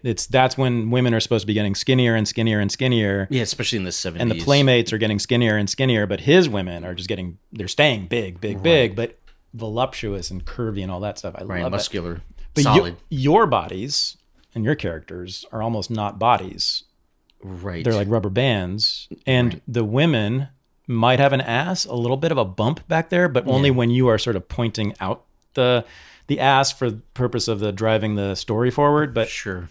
They're desexed, aren't they? Well, or asexual, I should say. Well, except for when sex comes into the story. But yeah, for the most part, and I'm drawing them that way for the same exact reason I'm drawing the male characters that way. Is it's to move the story along, to to be expressive. Yeah, that rubbery figure adds expression to the story. It's like, it's, you know, how sexy the character may or may not be. That could be a factor in, like you said, in certain aspects where like the character is checking out. A male character will be suddenly attracted to a female character's ass. So I might make a point of making that ass fairly shapely. To explain why he's looking at it. But other than that, I'm just trying to, I'm drawing their bodies as strictly as a way for them to express their thoughts and feelings. It's like, it's in addition to the word balloons. Yeah. It's also telling the reader how she's feeling. It's exactly the same as the male characters. Yeah. You don't, there's just literally like a little bump of an ass. I mean, you really, it is not important to you, clearly. And I just, that's a clear difference between you and certainly Crumb and much of the 60s generation, right? Well, Crumb was, by his own admission, he was first and foremost with his female characters trying to turn himself on. He was making his own masturbation material. And now with my comics, I'm first and foremost trying to tell a story, and I'm never trying to create my own masturbation material. Could you at least create some for me? Okay. Like Crumb did in the 90s in the hate comics. Since then, for various reasons, I haven't drawn people having sex in my comics, but it was not that uncommon in the 90s, especially in the hate comic books, because it was all about people in their 20s and they're meeting and mating and breaking up. So that inevitably was going to factor in. And I would always be surprised when people, I would hear it fairly often. I'd always be surprised when people told me that they thought those scenes were sexy, that they got off on they did masturbate to my comics. I heard it. I shouldn't have been surprised because I heard it often enough, but I would be surprised every single time. I'm not saying you have to do that. I just think it's interesting. Right? And that's a real break from your mentors. That's all. Right. And I don't know. Do you have any explanation for that? No, it's just me always just first and foremost trying to tell a story and also trying to get a laugh out of it, which is another thing too. A lot of the stories I tell, the story exists in my head because it'd be based on something sad or tragic or traumatic or anger inducing, which is a tricky thing with everything I've ever done for Reason magazine. Is usually the topic that I would pick would be an issue that was interesting to me in large part because it'd be something that would make me angry. Right. And then I would have to struggle to suppress that anger, so that it doesn't cloud it and make it unreadable or unpleasant to read. Right. So I use humor as a way to make sad things digestible, which I imagine almost everybody does. Yeah. There's something else that I talk about a lot when I'm talking about not just my art, but my favorite art. And I always call it this yin-yang aspect of work that on the one hand looks silly. When you first look at it, it looks stupid, like silly or slapstick. But when you read it, there's a lot more going on. There's depth and meaning to it. Right.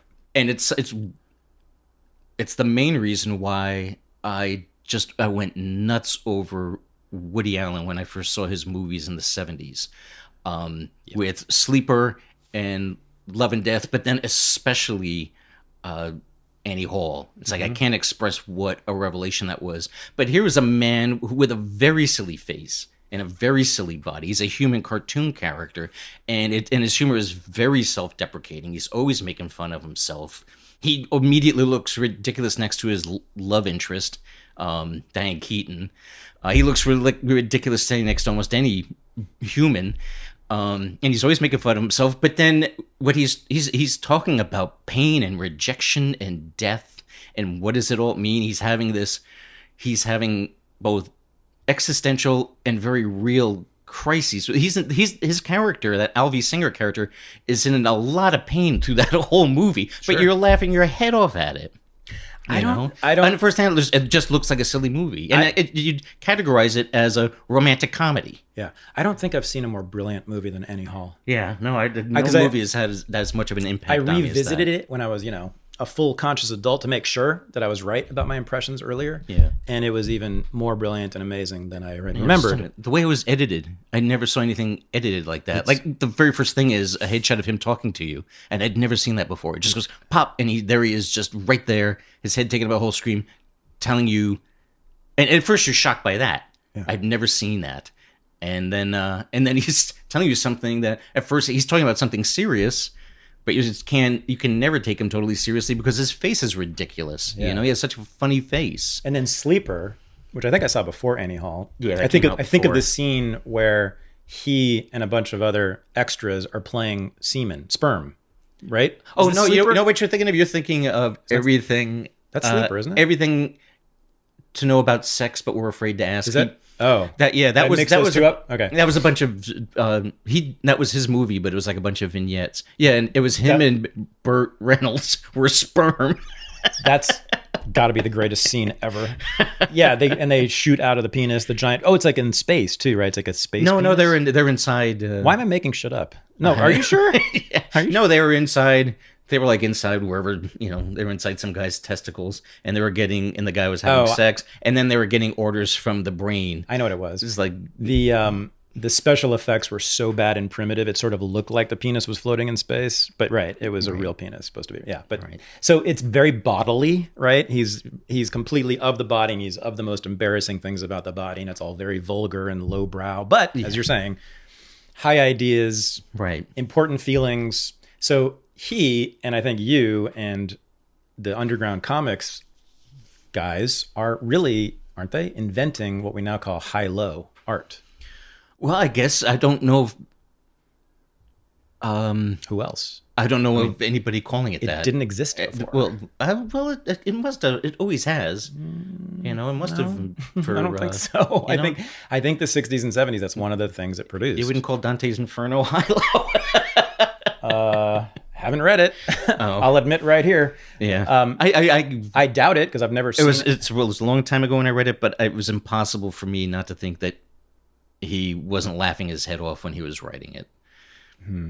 A lot of the people that were in that book he was devising all these different torments, and they were based on people in real life that he didn't like, and he was using their real names, if I remember correctly. Yeah, but does he talk about farts in the Inferno? I don't think so. No, I guess not. Unless he's lighting them.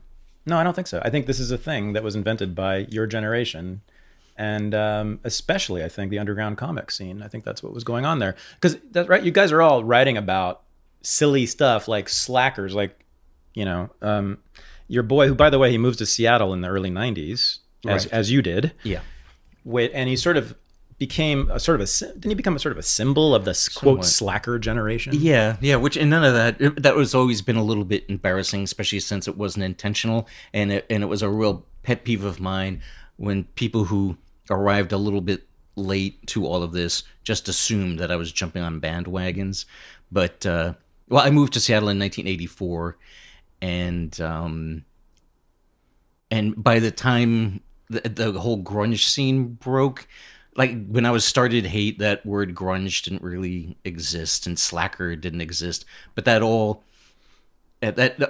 became a thing at the same time. You know, the music and that term slacker and Generation X, all of that, in my comic book, it all became a thing at the same exact time. Yeah, Buddy was a slacker before it was a thing. Yeah, before it had a word, but then that word existed a year later.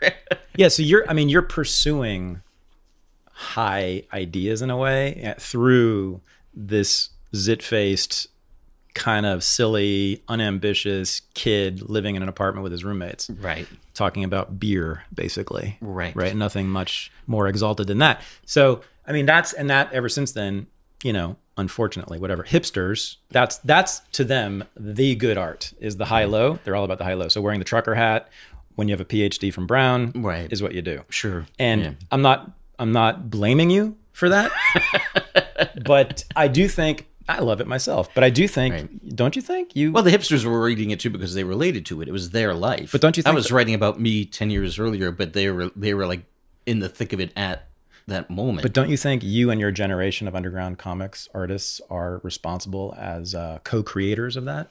Well, I suppose. Yeah, there's definitely an affinity between a lot of my favorite artists, like the Hernandez brothers and Dan Clowes and Chester Brown, who we were talking about earlier, and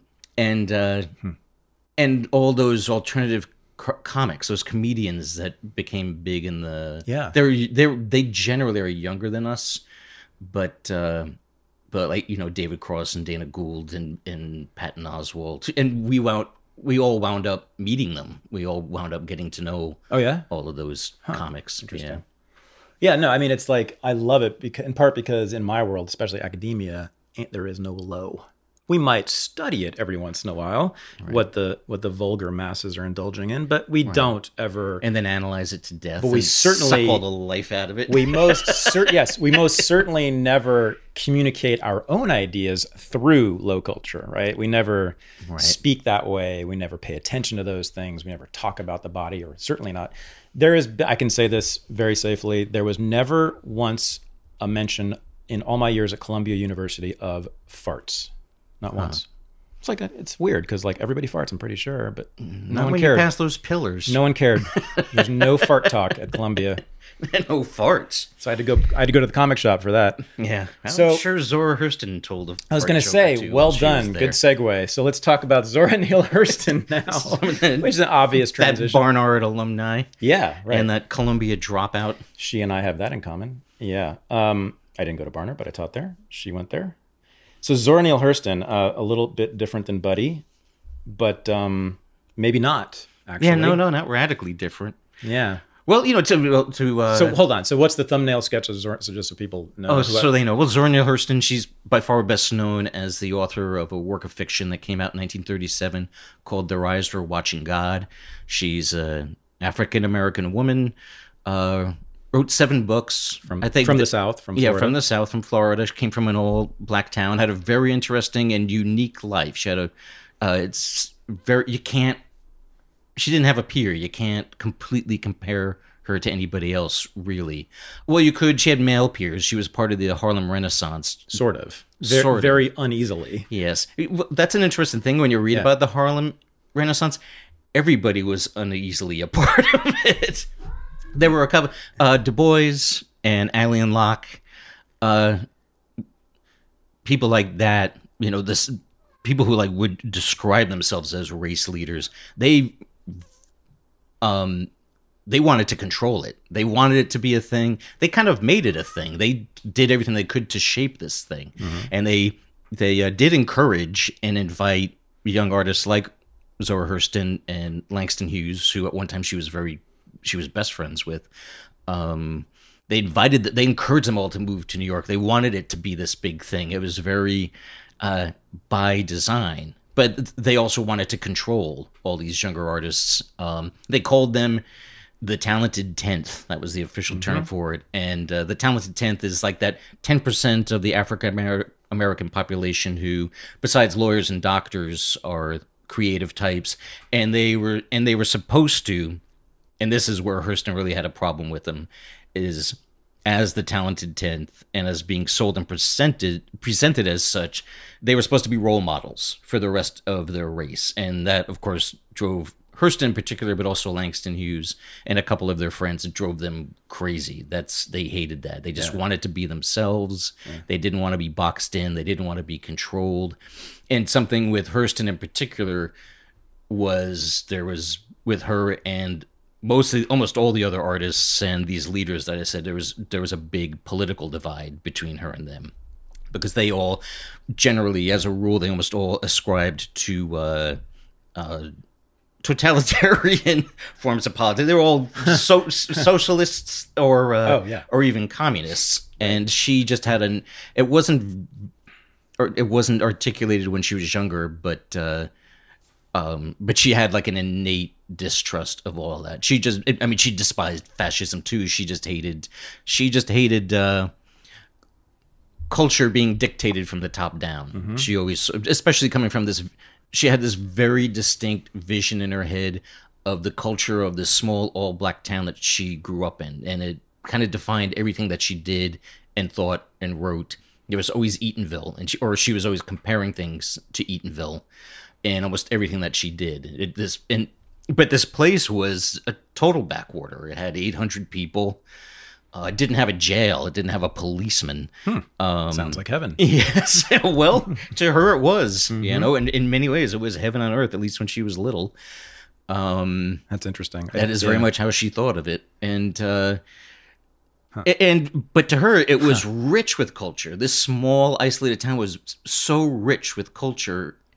And as soon as she started, first she went to Howard, a black university, and then went to Barnard. She was the first black student at Barnard, and where everybody just assumed that we're the cream of the crop.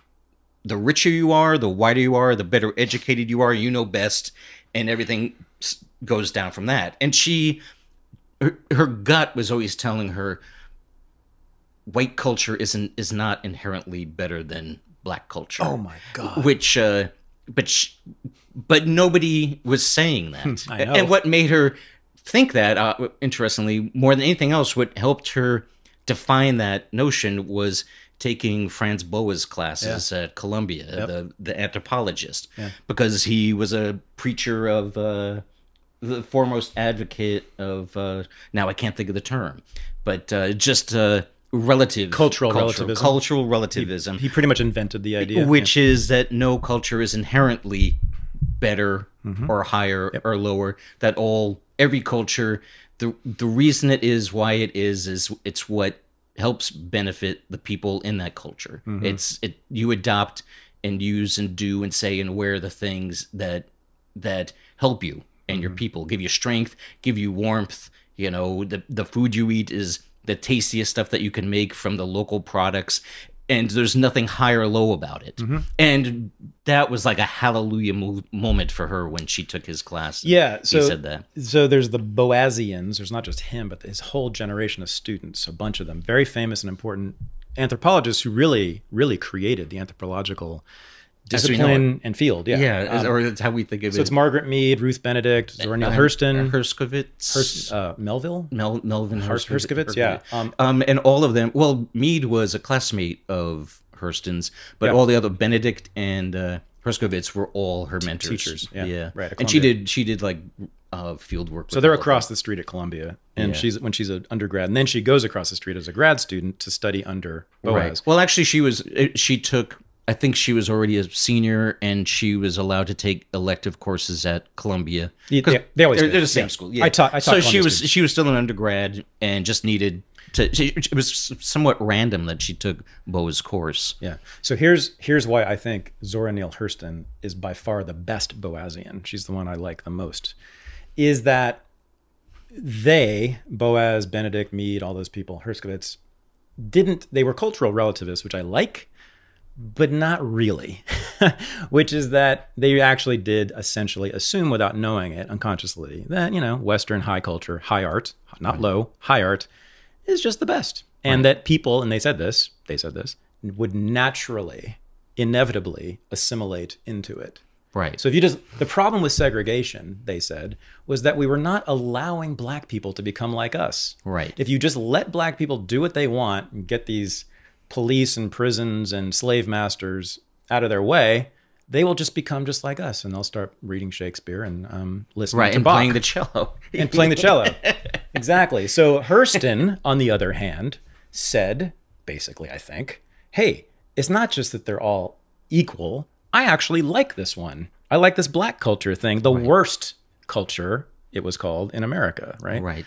Poor black people in the South, like the bottom, the mudsills, they were called, of the society. And that is the Negro farthest down is the term she would use. So she and Langston Hughes, without them, I couldn't exist. Like, my work depends on them. Oh, really? Of course, yeah. So that's runs all the way through my work. I'm always saying, yeah, black culture in this country, black working class, not middle class culture, has created many of the freedoms that I love and many of the pleasures that I love the most about being in this country. Right.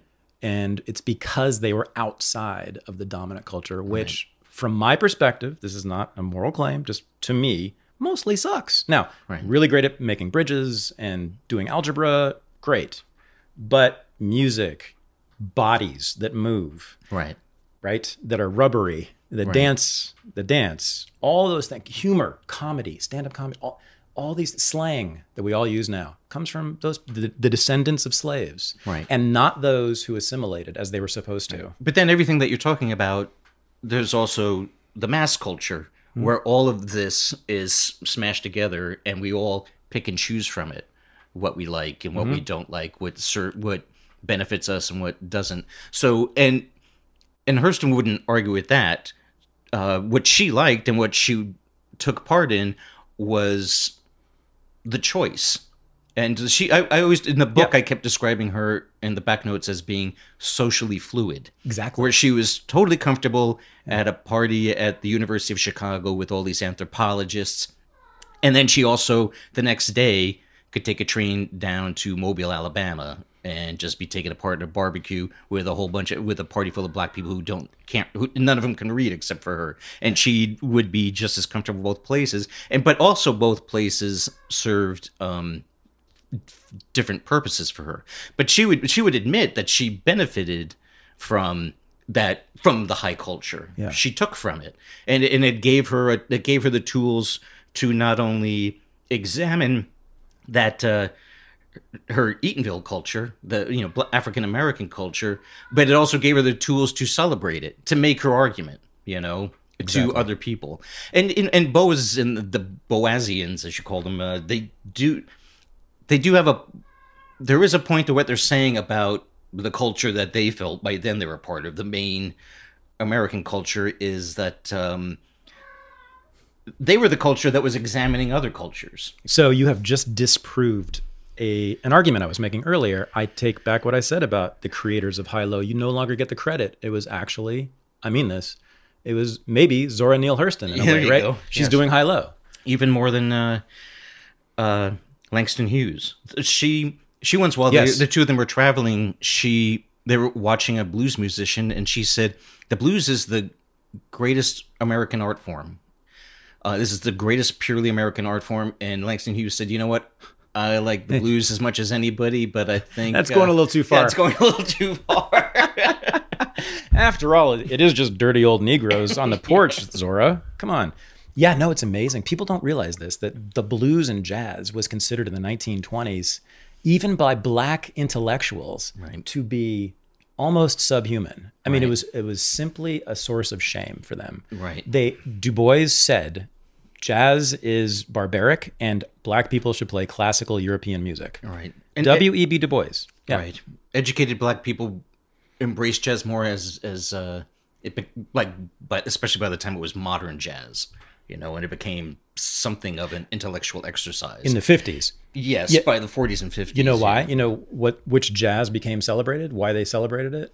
Why in the 40s and 50s jazz became celebrated? Because it stopped being sexual. Oh. It stopped being dance music. Oh. So in the Oh, 20s and interesting. 30s, it was swing, it was dance. It was Right. primarily dance music. It was of the body. Right. 50s and 60s, and I love that stuff still, but like bebop is just like basically showing off your virtuosic skills. Right? How fast you can play notes, like Charlie Parker. Or like Coltrane, how spiritual and elevated your mind is, and how, so it becomes about emotion and spiritualism and Right. intellectual. Booty shaking. And by then Yeah. they saved all of Then their it's great. vitriol for rock and roll. Yeah, exactly. I think so. God damn. So Langston Hughes, though, I want to give him major credit because I kind of caricatured him in a way I shouldn't have. He's a huge hero of mine because his essay, "The Negro Artist and the Negro Artist and the Racial Mountain," is one of the greatest essays I've ever read, and it's a huge influence on me. He makes this argument. I mean, he's saying, look, you all you black bourgeois intellectuals in the Harlem Renaissance, you're telling us that everything that black people have created to this point is worthless, and that the only thing that is worthwhile culturally on this planet is what was made by these white dudes in Europe.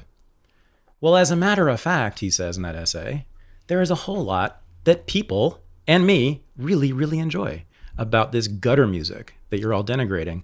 It was an incredibly radical, bold statement at the time. Did you write it in the 30s or That essay, I 40s? believe, was the 20s. Okay. So Really? Oh, that early, I huh? I'll believe. be I darned. could be wrong. Maybe the early 30s, but I don't think so. I think but it's in the middle of the Harlem Renaissance, so-called Harlem Renaissance, and the name itself tells you everything you need to know, right? Alan Locke and those people who were kind of the leaders of the so-called Harlem Renaissance, they chose the name Renaissance, right? Obviously referring to a European cultural movement. Right. So it was actually, and I'm going to say this, and it's true, the Harlem Renaissance, and that mode of respectability politics, we call it now, was actually, in my view, white supremacist, because it assumed that white culture was the best and superior culture. Right. And that, along with many other reasons, is why Hurston pretty much spent the last 10 years of her life back in Florida, and not around just black people. She still hung out with white people, but she really had to get away from New York intelligentsia, that whole social circle. Well, for one, I'm getting too far afield now with Zora Hurston, but she was shamefully abandoned by all of them when she was falsely accused of molesting a boy.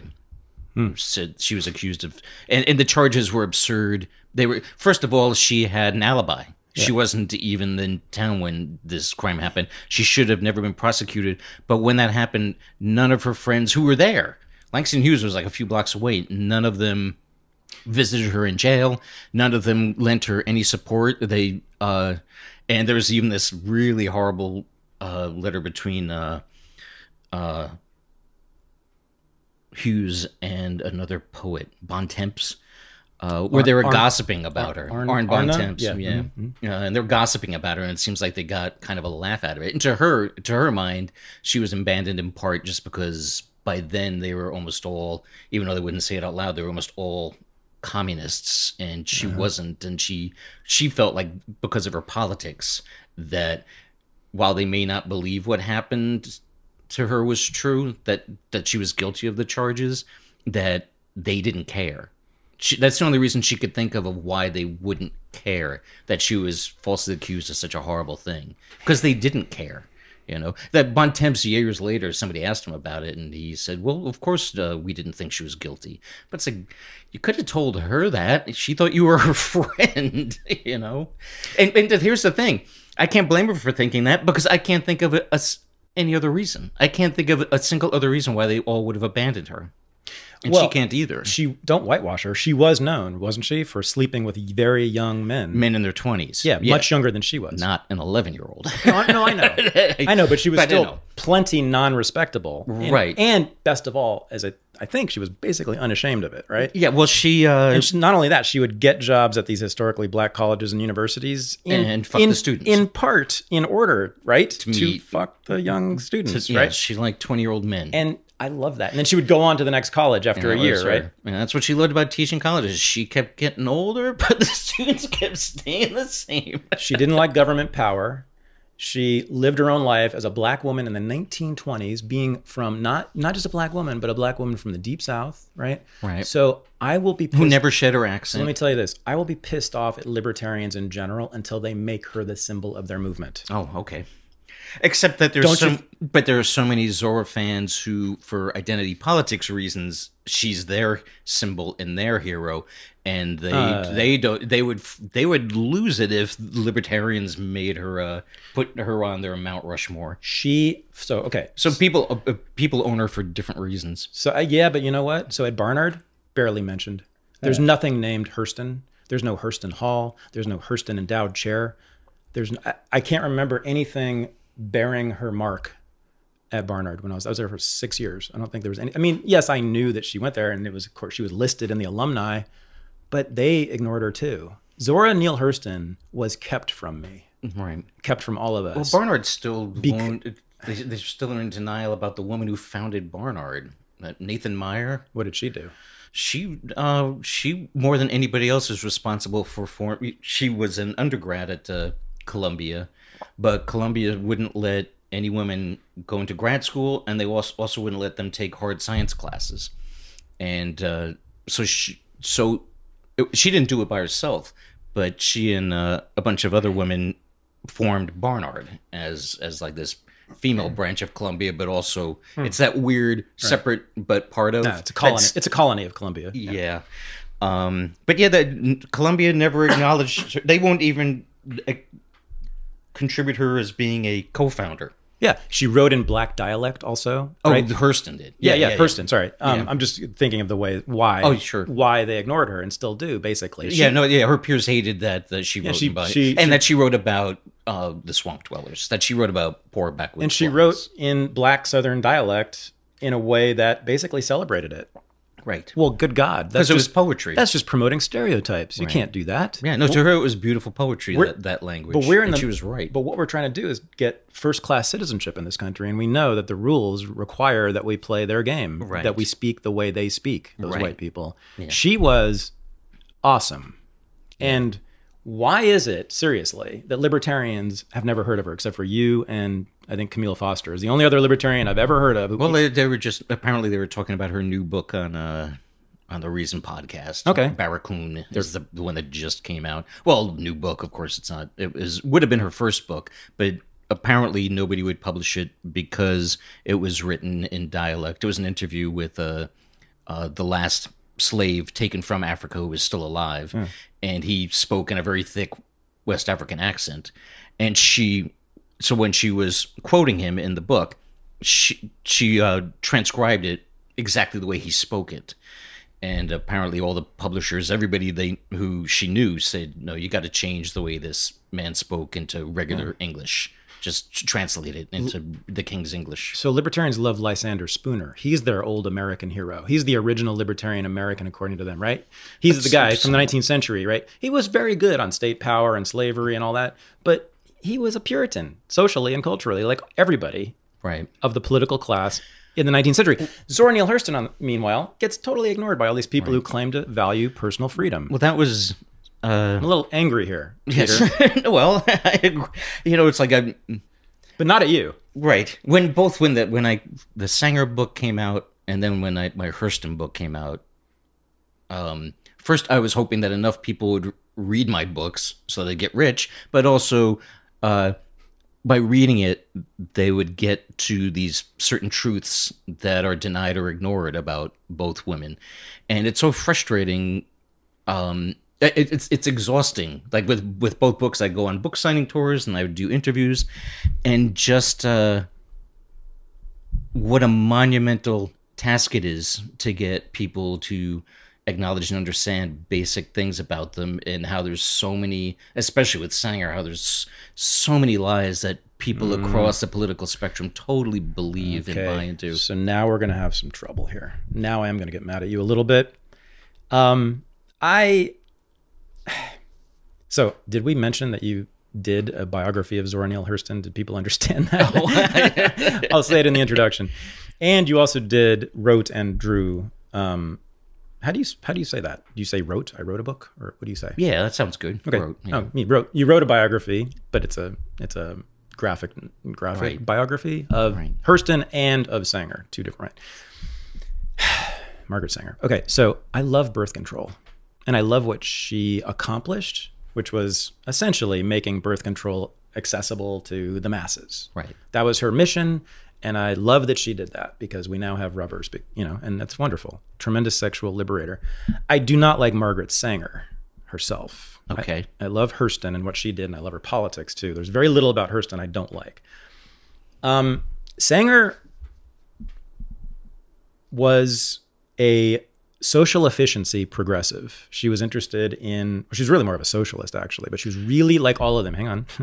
She was really interested in, I'm going to give you my interpretation. I know you have your own, but so you can come back on me. I'll give you the last word on this. But my reading of Sanger, let's put it that way, was that she was interested in order and efficiency. And that is actually what drove her passion, created her passion for birth control and for limiting birth, because it was the fact that all these working class immigrant women were just having 10, 15, 20 children was bad for the women. It's true she did say that, but also it just made the streets anarchic. Right. And she hated that. All the progressives and socialists of that generation. Literally everybody hated that. Everybody hated it, though. I know. I would have too. It was wretched. I would have too. Lower East Side was wretched. It was piles of people. I know. But have you seen her? Because you've read everything she's written pretty much, right? Yeah. And it's a lot. She wrote a lot, didn't she? Yes. Tons and tons and tons.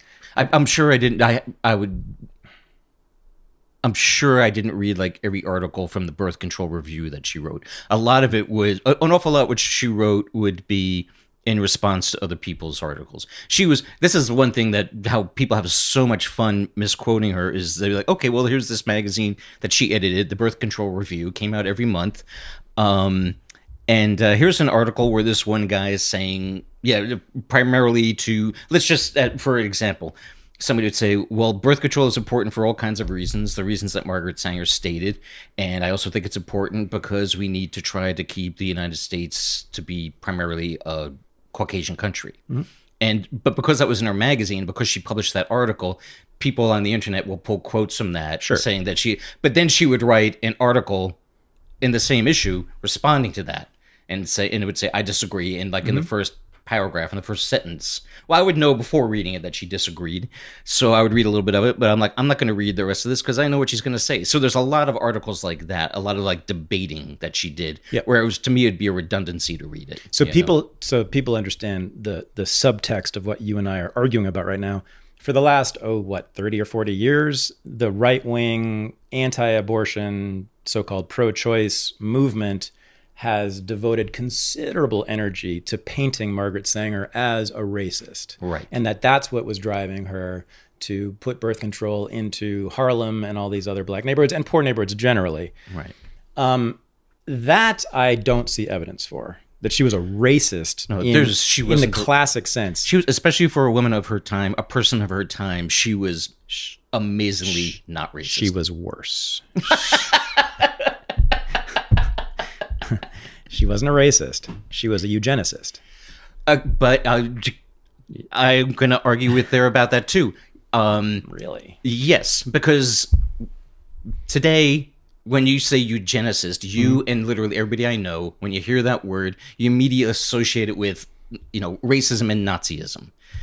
A lot of people do. Not me. It's okay. Very different. Right. Ideas. But there were a lot of people in the eugenics movement who had different causes, and the people who gave eugenics a bad name wound up very much dominating, who were making these, including Woodrow Wilson and Teddy Roosevelt, where they put a big emphasis on the racial aspect of the future of humanity, because eugenics is Greek for good genes. Yep.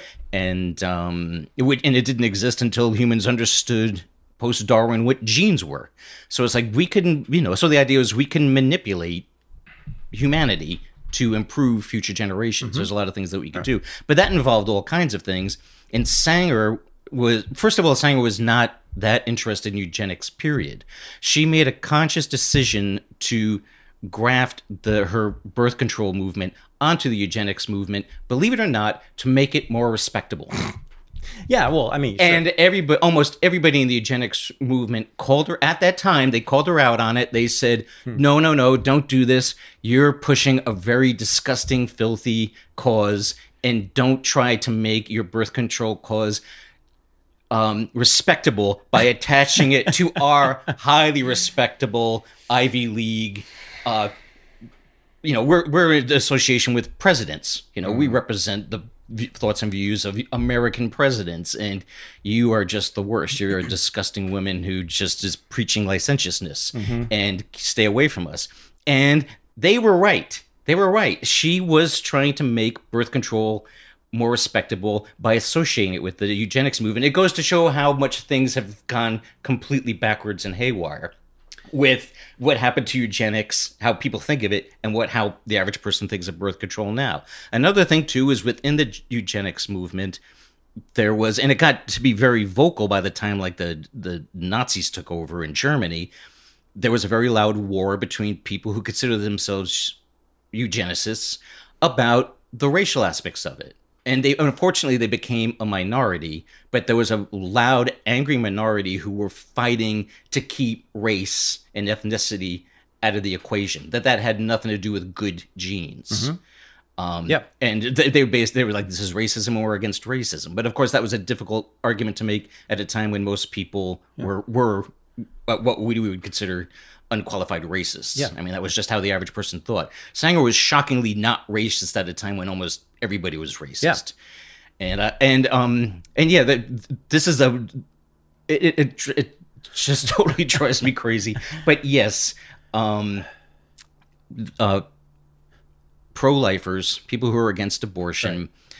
They hate Planned Parenthood because they're the country's biggest abortion providers. Margaret Sanger roughly was the founder. I mean, it's a complicated story, but she founded the Planned Parenthood movement. And so people who are against abortion, they said, you know, we can discredit Planned Parenthood by discrediting Sanger. And, you know, there's not that many people who are going to go back to this original material, these little pamphlets she used to write, so we could cherry pick from it. And literally everything that you see on the internet, all these things that Sanger said, sometimes she said it, but that what she said was taken so out of context that her point was the exact opposite of what it seems to be suggesting. Like the most famous quote that you see all the time is, here's a quote from Margaret Sanger, and she did say it in a letter. She wrote a letter saying, we've got to get ahead of people who are going to say that we're spreading the word or information of birth control amongst poor blacks as a way to suppress their population. And she did write that. She wrote it to a black preacher. And she was concerned about that because that is exactly what happened. She was concerned about what these people spreading this quote are doing. They were doing it back then. What she wanted was black women to have the same information and access to birth control as all women. That's the other thing too. She once famously, well, people say she went to a Klan rally. She didn't go to a Klan rally. She went to a surreptitious women's Klan's wives auxiliary meeting, and she had to be snuck in because obviously the grand poobahs of the Klan wouldn't have been happy with this because they wanted more white babies. They didn't want fewer, but these women who just happened to be married to Klansmen wanted to hear. They wanted to know. They knew nothing about birth control by design, by their husbands, and by their society and culture and religion, and they wanted to know how to keep from getting pregnant. So they invited her. They had to sneak her in. Sanger's liberal friends, which was all of her friends in New York, thought she was out of her mind. They're like, that's the Klan. And Sanger was like, they're women. They're women. Why should we, just because of who their husbands are, why should we deny them this information? All women deserve this information. And also, do you want more Klan babies? Yeah. Okay. Lot to unpack here. Yes. I'll try not to give too much of a history lecture here, but so yes, Sanger and the progressives and eugenicists were, I think, to a person, anti-Klan.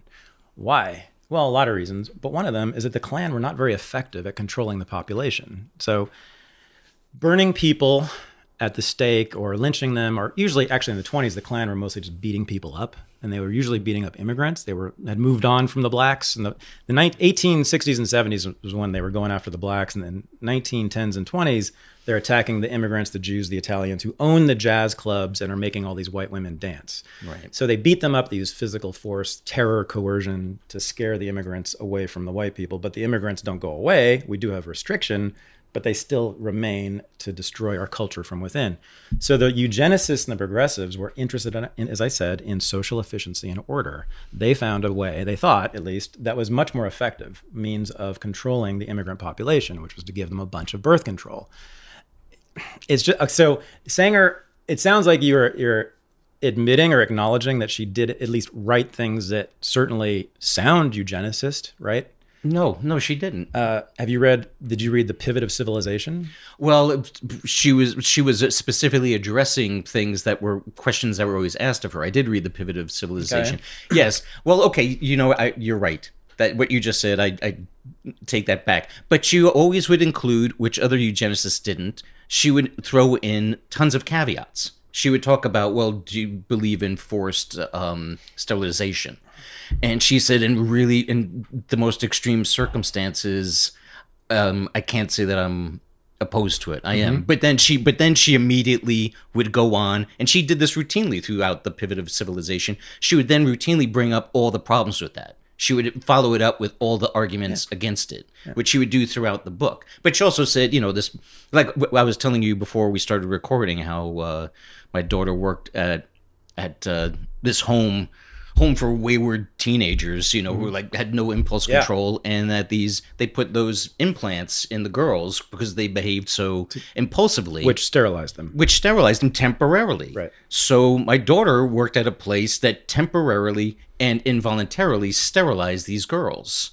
They didn't ask for them. They just said, if you're going to stay here, and nobody else wants you, these were boys and girls who were rejected from like every foster home. And these are state institutions, right? Yeah, state institution. Yeah, so it's the state. Right.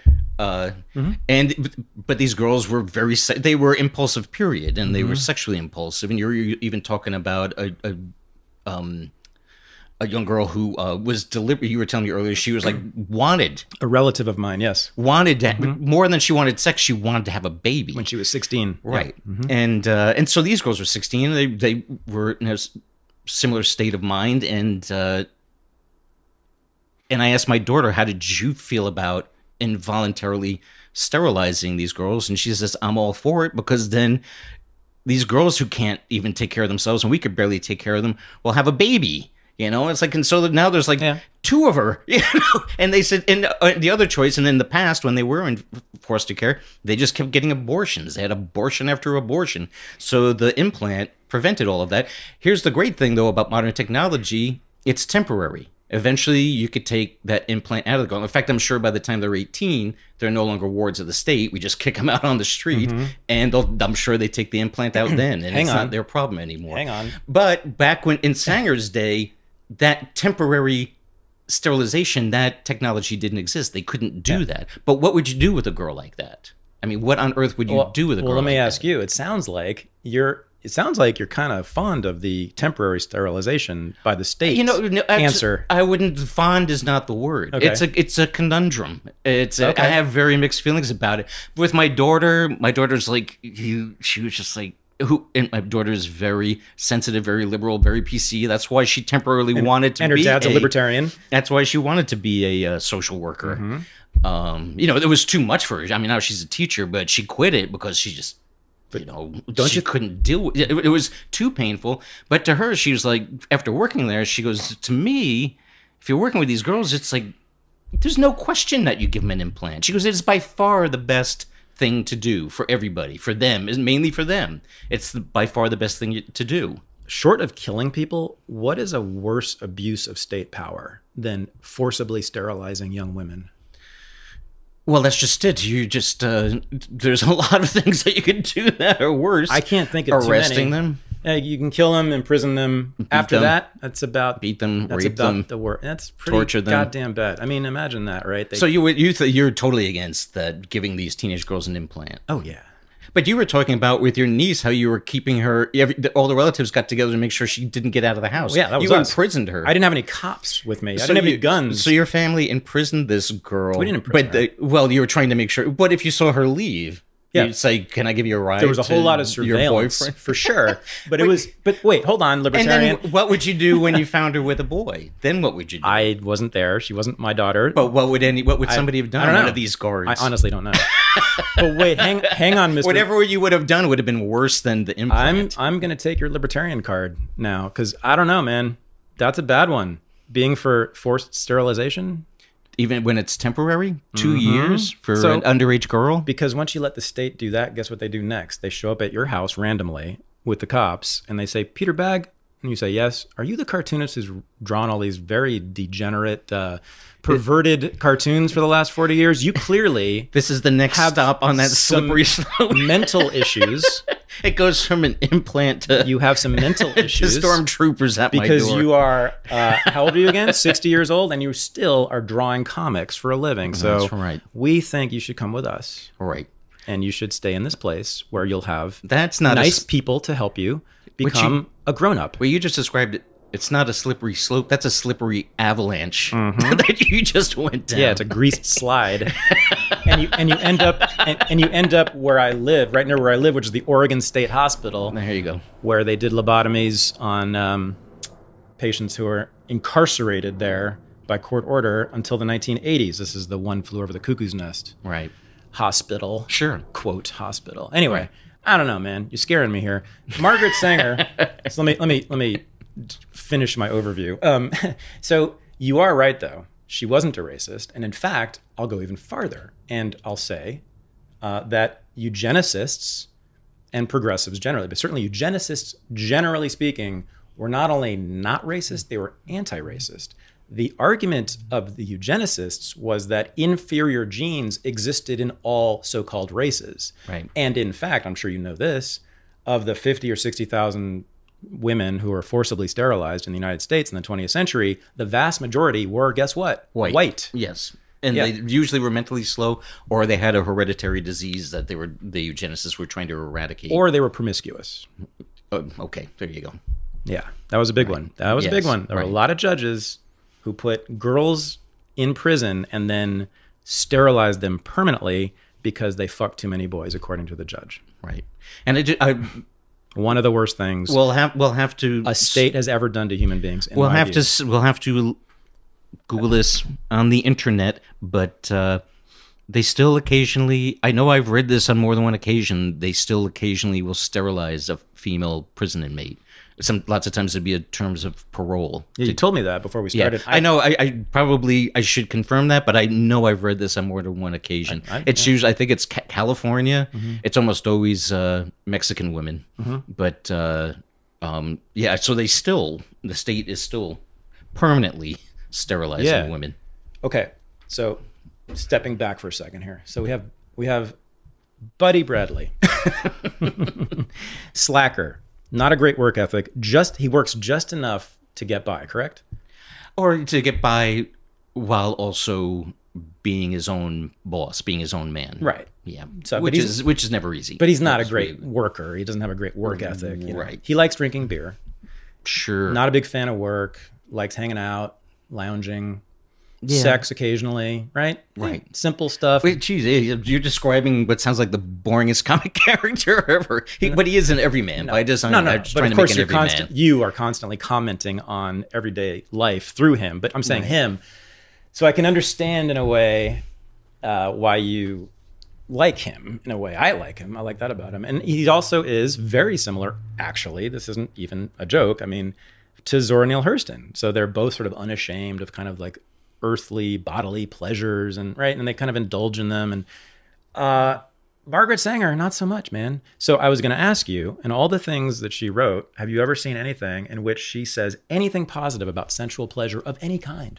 Well, yeah. Well, she was very sexual. She loved sex, but she also there was say anything there. Well, like Zora did. Yes, but privately, publicly she couldn't. Publicly, she couldn't. She couldn't. Well, of course, technically, she could have. She didn't because then, if people knew about her own, if the public knew about her own sex life and her attitudes towards sex, because she believed and she practiced free love, that just would have been exactly what her opponents wanted to hear. Because that was a big reason, probably the number one reason that people were opposed to birth control, is that would lead to licentiousness, that would lead to sex outside of marriage. And here she was already practicing that. So they could have said, you see, it's amazing that Sanger, and by extension Planned Parenthood, because the other people in Planned Parenthood, they wanted her out of the picture in part because of that. Mm-hmm. One of the reasons they wanted her out of the picture is she wasn't a team player. She was a bit of a tyrant. She was a real alpha female. She wanted to be a boss. Yeah. And even though she would form these organizations, she was the boss and didn't tolerate dissent. But then she also was this scandal waiting to happen, a scandal that would have completely blown up Planned Parenthood and totally destroyed everything they were trying to do if the public knew how sexually loose she was. Oh, yeah. Okay. Whatever. I mean, everybody's got their hypocritical private lives, but publicly, she was as puritanical as anybody. And there were... go ahead. No. So, am I right? Publicly. Yes, publicly she had to present strictly for political reasons. Okay, yes, and it is hypocrisy. Okay, hang on. But also there were things about her there were a number of things, especially when she was younger, that were a bit Victorian. I mean, she's completely Victorian. She was against prostitution, which, as most people, most women are. So that's not like some radical position. Most women were, yeah. Yeah. And and she had other and here I am, I'm speculating, but she liked to have sex with a lot of different men, but she didn't want to think of herself, let alone anybody else, think of her as slutty or loose. Yeah. So she might have been totally sincere, but she invested a lot of time in, at least in her private writings and talking to her friends, invested a lot into talking about the spirituality of sex, how this joining of two people, exactly. It wasn't purely physical; it was spiritual. Exactly. And that spiritual thing was really important. And another thing, she also this is something else that I've gone back and forth with her is while a man's fame or wealth or good looks or lack thereof certainly were factors in who she would choose to sleep with, she mainly was the one constant was somebody who was highly intelligent and very accomplished at something, whether you were an author or an industrialist, just somebody with a sharp, unique mind. That was like the one constant. There's even a word for it. Of course, shrinks came, every kind of sexual preference, they'll have a name for it. And I can't think of the word for what they would describe with her, but they said there is a condition, and women are more likely to have it than men, of being turned on by a really smart guy. And somebody with a high intellect, and that was definitely her. She was, and so because she was so turned on by a man's mind, I could see how, because that's what got her going. I could also see how that would also make her think this isn't purely physical. Yeah, it's not the man's face or body that's got me all excited. It's what's going on up here. Right. And so that probably is also why it's like we're meeting these two great minds meeting on a higher plane. She was an egomaniac, that's for sure. Yeah. So she would have liked 1950s jazz and not like 1930s jazz. She would have liked the actually she loved the spiritual jazz. But although to be honest, she liked 1920s jazz. No, she didn't. Yes, she did. She loved to dance. Okay, fine, but she never talked about it again publicly. That's true. Yeah, but so here's the thing. She loved to do the Charleston. Really, that's she liked to make up her own dances. Fantastic contradiction, right? But so here's I come here today not to trash Margaret Sanger or you and your work on her. I don't. It's to point out what I see as the fundamental problem with the modern pro-choice movement and feminism generally, but certainly the pro-choice wing of it, which is this. Everybody right now, go to the Planned Parenthood website and tell me if you can find any mention of pleasure. Oh, right. Well, sexual pleasure. Yeah, but that's not their job. That's not their wait, mission. Hold on. Wait, I thought they were the ones who let us have sex without consequences. Gee, I thought for sure that that's what they were about. No, they're not, are they? Well, it was mainly about what the name suggests. Isn't it amazing? Yeah, exactly. That was the main thing. Planned. Right. Social efficiency and order, progressivism. Although, and again, I have to tell you, Margaret Sanger hated the name Planned Parenthood. It was with her. It was like the American hated the idea, hated the name, loved the idea. Planning. She thought it was too euphemistic. So what she said. So NARAL, Planned Parenthood, all of the pro-choice movements and organizations I'm aware of do not mention ever that sex is pleasurable. Right. Well, that there is any pleasure. But in everybody sex. Already knows that. Isn't that phenomenal, though? But wait, knows everybody that, else talks about it. Why don't they? I'm telling you, the reason is, in large part, because of their founder, Margaret Sanger. She had a tremendous imprint on modern feminism, and in particular, the pro-choice wing of it. And that's why I come here today to point this out, that we need to deal with the roots of the ideology if we want to have actual sexual freedom and not just planned. But if she was totally honest about parenthood, if she was totally honest about all that and spoke publicly about all the things that you're talking about, politically she would have gotten nowhere. Which you could say about every single radical ever about anything. Right. So you have to make compromises, and that's what she did. I mean, it would have been red meat. All these things that you're talking about. I'm not saying she's a bad person. I'm not making a moral claim. I'm just saying if we want real sexual freedom, we need to deal with that and change it. Right. That's all. Right. That's all. You don't have to rewrite your graphic novel. That's fine. Okay. Last thing. Spider-Man. Then I'm getting the hell out of here. Freedom. So I loved Spider-Man in the 1970s when I was reading him. And I think I loved him in large part because he swung on webs through cities. Right. What an amazing thing, right? To be a city kid, which I mostly was. While he's ejaculating all over the city Yeah. through his Ooh, I wrist. never thought about that. Ooh, it's even better. Yeah, no, there's got his gunk all over the city, all over Gotham. There's this exhilarating physical freedom that's expressed in that comic that I think that's what I was, large part, what I was loving about him. You come along with your fancy ideas and you destroy Spider-Man and his freedom, and you make him into this very mean, unhappy Ayn Rand acolyte. You had one issue, right? Where you got to do Spider-Man for Marvel. Yes. The Peter Bagge Spider-Man, one issue. Right. And you have said publicly, so I know I'm not like telling secrets out of turn. You've said, right, that it was your best-selling work and Marvel's worst-selling, or the Spider-Man. worst-selling Spider-Man. Worst-selling comic. Spider-Man, Yes. but it was your best-selling work of all, right? Right. Yes. Yeah. Why did you choose to make him into a Randian? Unhappy, mean. Well, first of all, like I Randian. wasn't a Spider-Man fan, and it's Megalomaniac. funny. I always even like some of my best friends in the alternative comic world grew up reading Spider-Man, and they're shocked at me with my attitude towards Spider-Man for two reasons. One is I hate Spider-Man's uniform. I think it's so ugly, and it's a nightmare to draw. All that webbing, such a pain in the ass. Real quick, the last time I was at a comic convention, I was whining about people were hiring me, commissioning me to draw Spider-Man, and I was complaining about the webbing. I was actually giving this guy next to me $10 to do all the webbing. I was going to say, so your Spider-Man looks like you took a pin and just popped him and he deflated. Right. There's almost no body at all. It's just like the sagging. Yeah, just this wiry guy.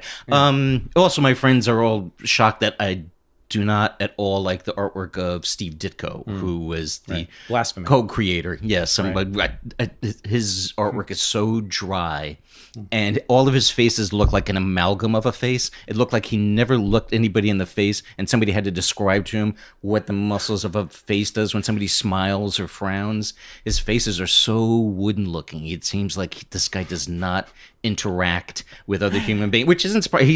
He sounds very Asperger's, borderline functional autistic. I'm sure he is. I mean, not that I buy so much into all of these categories, but man, he must fit the bill because he's such a weird guy and he's such a shut-in, notorious. So that's my favorite thing about Ditko is this. So determined to be a shut-in, so determined not to exploit the success of Spider-Man in particular. He doesn't want any credit. He just wants to totally be left alone. I can't imagine why. He's got his reasons. But anyhow, Marvel, it was the year 2000. Marvel was doing terrible. That all changed because of the movies. It has everything to do with the movies. The first big budget CGI Marvel movie was going to be Spider-Man. So here's Marvel really struggling, just constantly, at that point, just constantly throwing shit at the wall to see what would stick.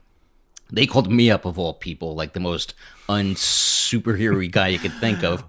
And the guy, my editor now runs Marvel, a guy named Axel Alonso, and he called me up and said, what we're going to do is flood the market with Spider-Man product. And we don't want it all to look like the same thing. So we figured originally I was just going to write it. And we were going to get somebody, maybe most likely somebody who's more mainstream to draw it. I actually... Two people who came close to drawing it was Dan Clowes and Robert Crumb. They both considered drawing it. Yeah, but they both passed. And then finally... Spider-Man with big tits. Sure, why not? Yeah, I just asked the editor, is it okay if I just drew it myself? And he said, sure, fine. What the hell? But they just were going to time with the movie, they were going to flood the market with Spider-Man products. So there were like 12 Spider-Man titles that came out. Did they know that you hated Spider-Man? They didn't care. They just wanted to know if I did it. And again, hate is too strong a word. I just was not a fan. I didn't care about it. Did they know that you were bent on destroying Spider-Man? Well, in your mind, I destroyed. Don't you think? Well, here's the thing. When he asked me if I would do it, I immediately... I love your comic. I do. It's one of my favorite Spider-Mans, and I'm a Spider-Man fan. It is really funny and super smart and really subversive. I love it. Well, my idea that I thought up immediately, because it was something that always interested me about the Marvel when Marvel became Marvel, like in the mid-'60s. Because Stan Lee and Ditko and Jack Kirby, they'd been working in comics, for years before that stuff all exploded. But because those 1964, the revamp of Marvel comics with the Fantastic Four and the Hulk, and all these, all the main Marvel Universe characters, they all roughly came out around 1963, 64. And they were all written, or mostly written, by Stan Lee, and they were drawn by either Jack Kirby, who I love, actually love Kirby's artwork, and the stiff and boring Steve Ditko.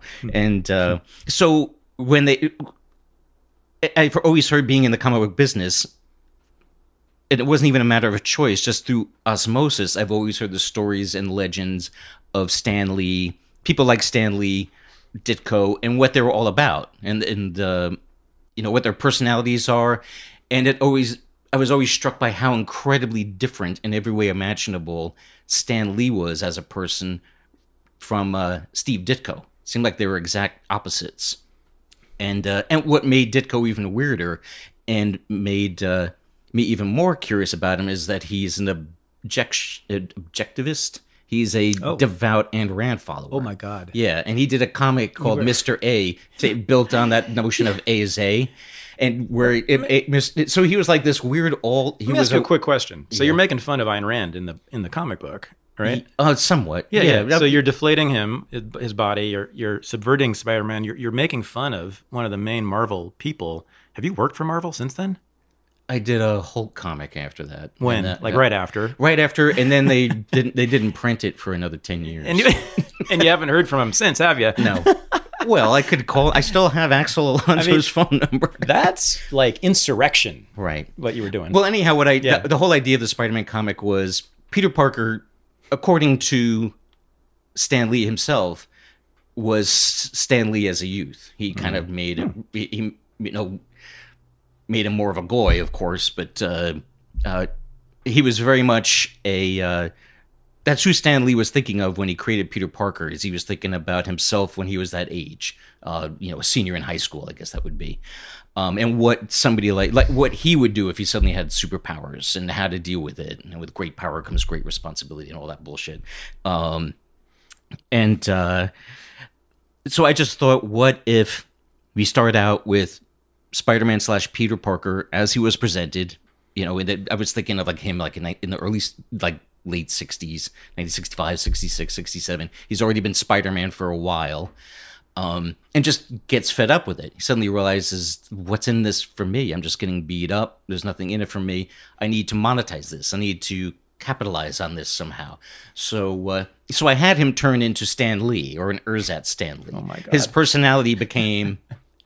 he became this megalomaniac, right. And always selling himself, constantly selling and promoting himself. This endless promotion machine, which is Stan Lee. You're poking fun of Stan Lee in a Stan Lee comic book, right? Wow. And then I figured, okay, then I'll have another crisis. Like that doesn't work for Peter. Peter Parker is too sensitive to really something bad happens, a crisis happens, and that sends his head spiraling again. And so this other crisis has him turn into Ditko. He becomes a shut-in and just talks about Ayn Rand, and they rue the day that they met you, that they hired you. And the guy edited it. We talked about it.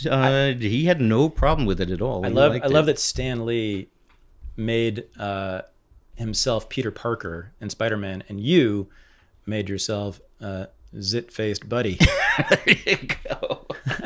It's perfect. He glamorized himself. Well, he obviously was one of those nerds that just got beat up too much and lived in a world of fantasy. Had to escape reality altogether and live in a world of fantasy. Weren't we all? Yeah. In some way or another. Yeah. I think politics basically is another form of that. It's the same thing. I always said that my brother and I were basically the same person. It's just that my fantasy world was politics and his was, science fiction. Well, would you describe politics in general as a fantasy? Mm-hmm.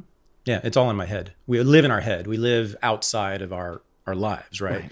Because our lives apparently suck so much, we don't want to think about them. But we're not supposed to. We want to think about that. Isn't the politics serves a purpose though, which is very real. Well, there's the advantage I had with over my brother, at least until until, the last 20 years when you can be rich doing comic books. But before then, yeah, politics and what I was interested in, there was some vocational, value there. Right. But, anyway, I got to go. Oh, yeah, that's right. You've been keeping me too long. I'm just too fascinating. You are. And we have so much more to talk about, but we can't this time. Thanks. Sure. No, thank you. That was just fun. I love your podcast. Oh, yeah. You didn't have to say that. I know. No, I meant it. Well, you talk to people that I want to hear, and I love the format of you have one guest and keep the conversation going for as long as it's interesting. I suppose you max out at 2 hours generally. Depends on if I have a flight or not. Yeah, but it's they're always fascinating. I listen to the bitter end and don't realize Awesome. 2 hours went by. Thanks, man. No, this was great, and I hope to see you again. Yeah, I really do. I'm sure we will. Cool. This was the Unregistered Podcast, and I'm Thaddeus Russell. To support the show and become a member of the Unregistered community, go to unregisteredlisteners.com. To purchase any of the Renegade University video courses or to sign up for the weekend in New Orleans with me, go to thaddeusrussell.com/courses.